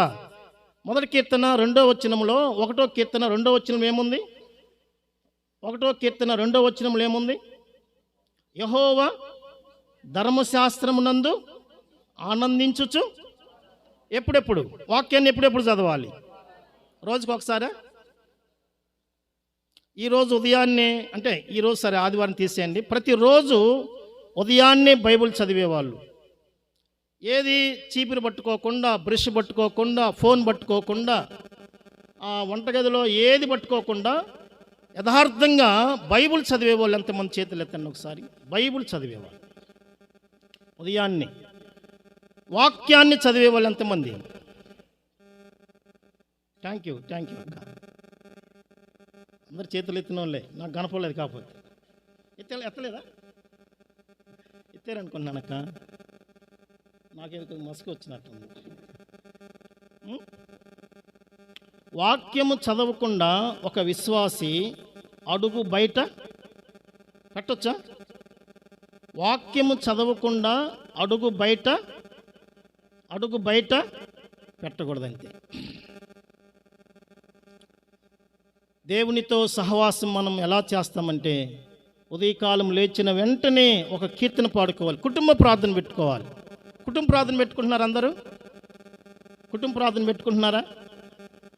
విశ్వాసులైన మీరేం చేయాలంటే, భర్త రక్షించబడకపోయినా, పిల్లలు రక్షించబడకపోయినా ఒక కీర్తన పాడాలి. ఉదయాన్నే ఏం చేయాలి? ఒక కీర్తన పాడాలి. ఒకరోజు రాలేదనుకో, ఇంకో రోజు వస్తాడు. పిల్లలు రావట్లేదన్న అంటే ఒక రోజు కాదు ఇంకో రోజు వస్తాడు, ఒక నెల కాదు ఇంకో నెల వస్తాడు, ఒక సంవత్సరం కాకపోతే ఇంకో సంవత్సరానికైనా వస్తారా? రా చాలామంది కళ్ళు మూసుకొని వింటున్నారు. వస్తారా? రారా? వస్తారు. ఒక పాట పాడుకొని, ఒక అధ్యాయం వాక్యం చదువుకొని, ఇద్దరు కలిసి ఏం చేయాలి? ప్రార్థన చేయాలి కదా. అందుకనే విశ్వాసి హృదయములో దేవుని వాక్యం ఎలా ఉండాలంటే సమృద్ధిగా ఉండాలి. వాక్యం ఉంటే ఏమైద్ది? 119వ కీర్తన మనకు తెలిసిన మాటేగా. వాక్యము హృదయంలో ఉంటే ఏమైద్ది? నీ ఎదుట నేను పాపము చేయకున్నట్లు నీ వాక్యము నా హృదయములో ఉంచుకొని ఉన్నానంటాడు. హృదయములో ఉంచుకొని ఉన్నాను. మా సంఘంలో ఒక అక్క చాలా సీనియర్ విశ్వాసి, ఒక 35 సంవత్సరాల సీనియర్ విశ్వాసి. ఎప్పుడు వాళ్ళు అట్టున్నారన్న, వీళ్ళు ఇట్టన్నారన్న, ఇక సాడీలు చెప్పటమే, సమాధానంగా ఉండదు. అట్లా ఉండకూడదు అక్క, ప్రభు పిల్లలంగా మనం క్షమించాలి అంటే, లేదన్నా వాళ్ళని క్షమించకూడదు, మనం వాళ్ళని ఇంకెవరిని క్షమిస్తా? క్షమించే గుణం ఎవరికి ఇచ్చాడు? దేవుడు సంఘానికి ఇచ్చాడు కదా. ప్రభు క్షమించాడు. సిలువలో ప్రభు ఏం చెప్పాడు? తండ్రి, వీరేమి చేయుచున్నారు, వీరు ఎరుగురు కనుక వీరిని క్షమించు కదా. అయితే ఒక విశ్వాసి ఎలాంటి ఆత్మీయమైన సమృద్ధి యొక్క అనుభవంలోనికి రావాలంటే, ఒకటి వాక్యము అనే సమృద్ధిలోనికి మనము తీసుకురాబడాలి. అంటే మనము హృదయములో వాక్యం ఉండాలి. హృదయములో వాక్యము సమృద్ధిగా ఉండాలి. నోరు తెరిసిన వాక్యమే, పాడబాడిన వాక్యమైన సంబంధమైన పాటలు, ఆలోచన చేసిన వాక్య సంబంధమైన ఆలోచనలు, సలహాలు ఇచ్చిన వాక్య సంబంధమైన వాక్యానికి దగ్గరుండేటువంటి సలహాలు, అభిప్రాయాలు, చిత్తము, ఇవన్నీ కూడా లోపల వాక్యం ఉన్నప్పుడు వాక్య ప్రకారంగా మనం జీవించగలుగుతాం.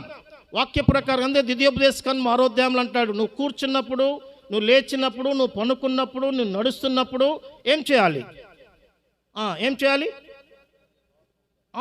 వాక్యం ఎక్కడుండాలి? నీ నోట ఉండాలి అంటాడు ద్వితీయోపదేశకాండం 6వ అధ్యాయం కదా. అయితే అబ్రహాము మమ్రే అనేటువంటి సమృద్ధి యొక్క అనుభవంలోనికి ఎప్పుడు వచ్చాడంటే, శరీరానుసారుడైన లోతును విడిచినప్పుడు సమృద్ధి యొక్క అనుభవంలోనికి వచ్చాడు. ఒక విశ్వాసి మనము కూడా ఆత్మీయమైన సమృద్ధి అనుభవంలోనికి మనం ఉండాలంటే వాక్యము, హృదయము నిండా మనకు ఉండాలి. చూడండి, ఇంకొక మాట చెప్పి నేను ప్రార్థన చేస్తాను. సమయం అయిపోయింది. యోహాను సువార్త చూడండి, మనకు తెలిసిన మాట ఇది. యోహాను సువార్త ఈ ఒక్క మాట చెప్పి నేను ప్రార్థన చేస్తాను. యోహాను సువార్త 10వ అధ్యాయం. యోహాను సువార్త 10వ అధ్యాయం చూడండి. యోహాను సువార్త 10వ అధ్యాయం 10వ వచనం చూడండి. 10వ వచనం చూడండి. దొంగతనమును హత్యను నాశనమును చేయుటకు వచ్చును గాని మరి దేనికి రాడు. గొర్రెలకు జీవము కలుగుటకును అది సమృద్ధిగా కలుగుటకును నేను వచ్చి తినని మీతో నిశ్చయముగా చెప్పుచున్నాను కదా.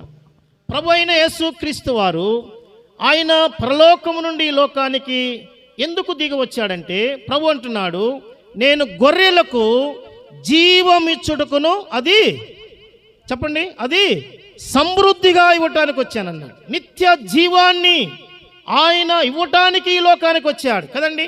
అందుకనే దేవుని వాక్యము ఇలా సెలవిస్తుంది. యోహాను సువార్త 3:16 ఏముందంటే, దేవుడు లోకమునెంతో ప్రేమించెను కాగా తన అద్వితీయ కుమారునిగా పుట్టిన వాని యందు విశ్వాసముంచు ప్రతి వాడును నశింపక నిత్య జీవము పొందినట్లు ఆయనను అనుగ్రహించెను. నిత్య జీవమును ఆయన ఇవ్వటానికి పరలోకము నుండి ఆయన ఈ లోకానికి దిగి వచ్చాడు. ప్రభువైన యేసుక్రీస్తు వారు ఇలాగ సెలవిచ్చారు. యోహాను సువార్త 14వ అధ్యాయము 6వ వచనంలో ప్రభు ఏమన్నాడు?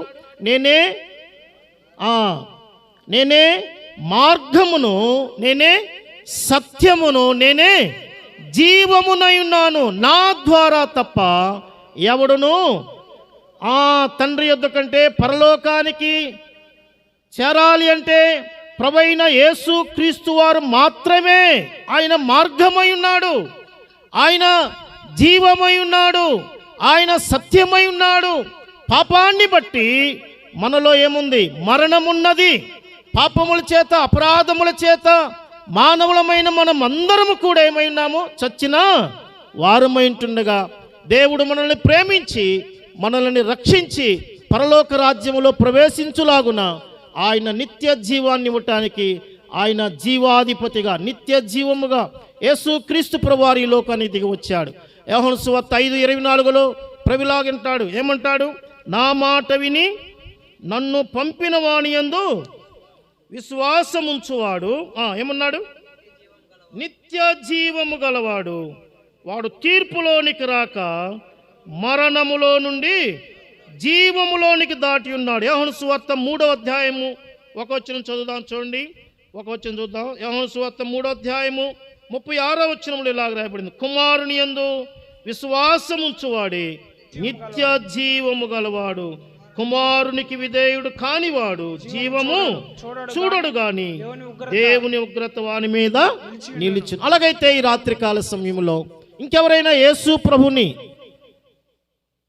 రక్షకునిగా అంగీకరించకుండా ఈ కూడికలో ఉన్నట్లయితే ఇదే అనుకూలమైన సమయం, ఇదే రక్షణ దినం. ప్రభువైన యేసు క్రీస్తు వారు ఆధ్యాత్మికమైన పరలోకపు సంబంధమైన శాశ్వతమైన జీవాన్ని ఇవ్వటానికి ఆయన 2024 సంవత్సరాల క్రితం ఆయన మానవునిగా రక్తమాంసాలలో పాలివాడే కన్య మరియ గర్భాన ఈ లోకంలో జన్మించాడు.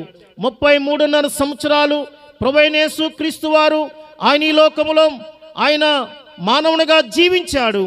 ఆయన పవిత్రుడు, పరిశుద్ధుడు, నిర్దోషి, నిష్కల్మషుడు, పాపంలో చేరక ప్రత్యేకముగా ఉన్నటువంటి వాడు. ఆయన సర్వమానవాళి పాప ప్రాయచిత్తము కొరకు, పాప నివారణ కొరకు, పాప క్షమాపణ కొరకు కలవరి శిలువలో ఆయన 3 మ్రేకుల మధ్య వేలాడుతీయబడ్డాడు. ఆయన మరణించడము ద్వారా మనకు జీవం ఇచ్చాడు. ఆయన రక్తము చిందించాడు, ఆయన గాయములు పొందాడు, ఆయన మరణించి సమాధి చేయబడి తిరిగి లేచాడు. ఆయన యందు విశ్వాసముంచడం అంటే యేసు క్రీస్తు ప్రభుని హృదయములో రక్షకునిగా అంగీకరించినట్లయితే ఆయన నిత్య జీవం ఇస్తాడు. ప్రార్థన చేద్దాం, తల్ల వంచండి, ప్రార్థన చేద్దాం.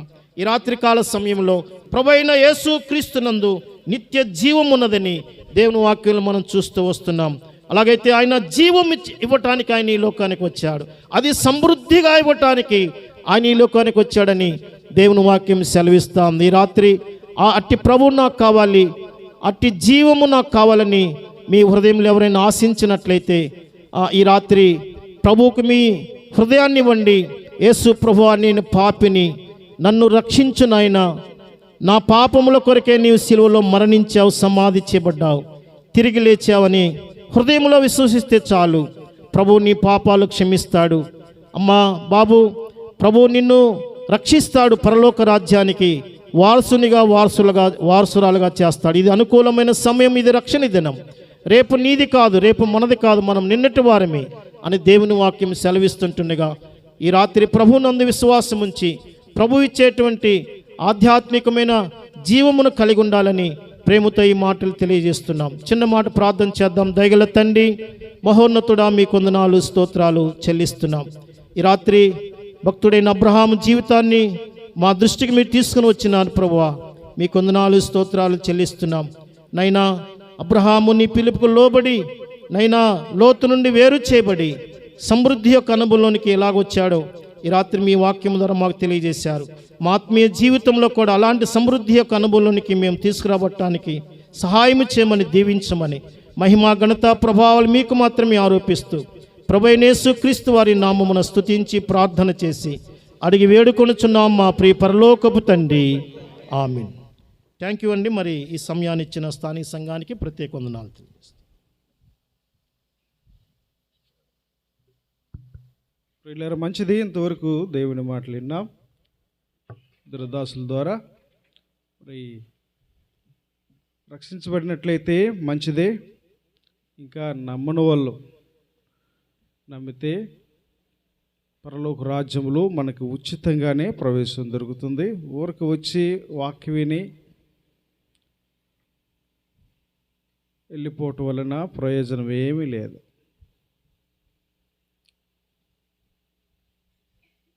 మంచి గొప్ప సమయం, మంచి అవకాశం. ఇప్పుడు దాకా ఇంకా యేసుప్రభుని నమ్మకపోతే, మేము యేసుప్రభుని నమ్ముకుంటాం, మా జీవితాలను మార్చుకుంటాం, ప్రభు బిడ్డలుగా బ్రతుకుతాం అన్న వాళ్ళు ముందుకొచ్చి ఇక్కడికి వచ్చి మోకరిస్తే ఎట్లా నమ్ముకోవాలో 2 మాటలు దేవుని సేవకులు మీకు తెలియపరుస్తారు. మరి వాక్యం అందించిన ఇరువురికి సంఘపక్షంగా వందనాలు తెలియపరుస్తూ ఉన్నాం. ఇంతటితో ఈ కూడిక ముగించబడింది. ఇదే స్థలంలో మనకు భోజనాలు ఏర్పాటు చేయబడ్డాయి. రేపు ఉదయం పాంప్లెట్లు ముద్రించిన రీతిగానే 9:30 గంటలకి సభలు ప్రారంభమవుతాయి. మందిరం వెనక భాగంలో చేలో ఏర్పాటు చేయటం జరిగినది. మరి మీతో పాటు మీ బంధువులను స్నేహితులను వెంటబెట్టుకుంటారండి.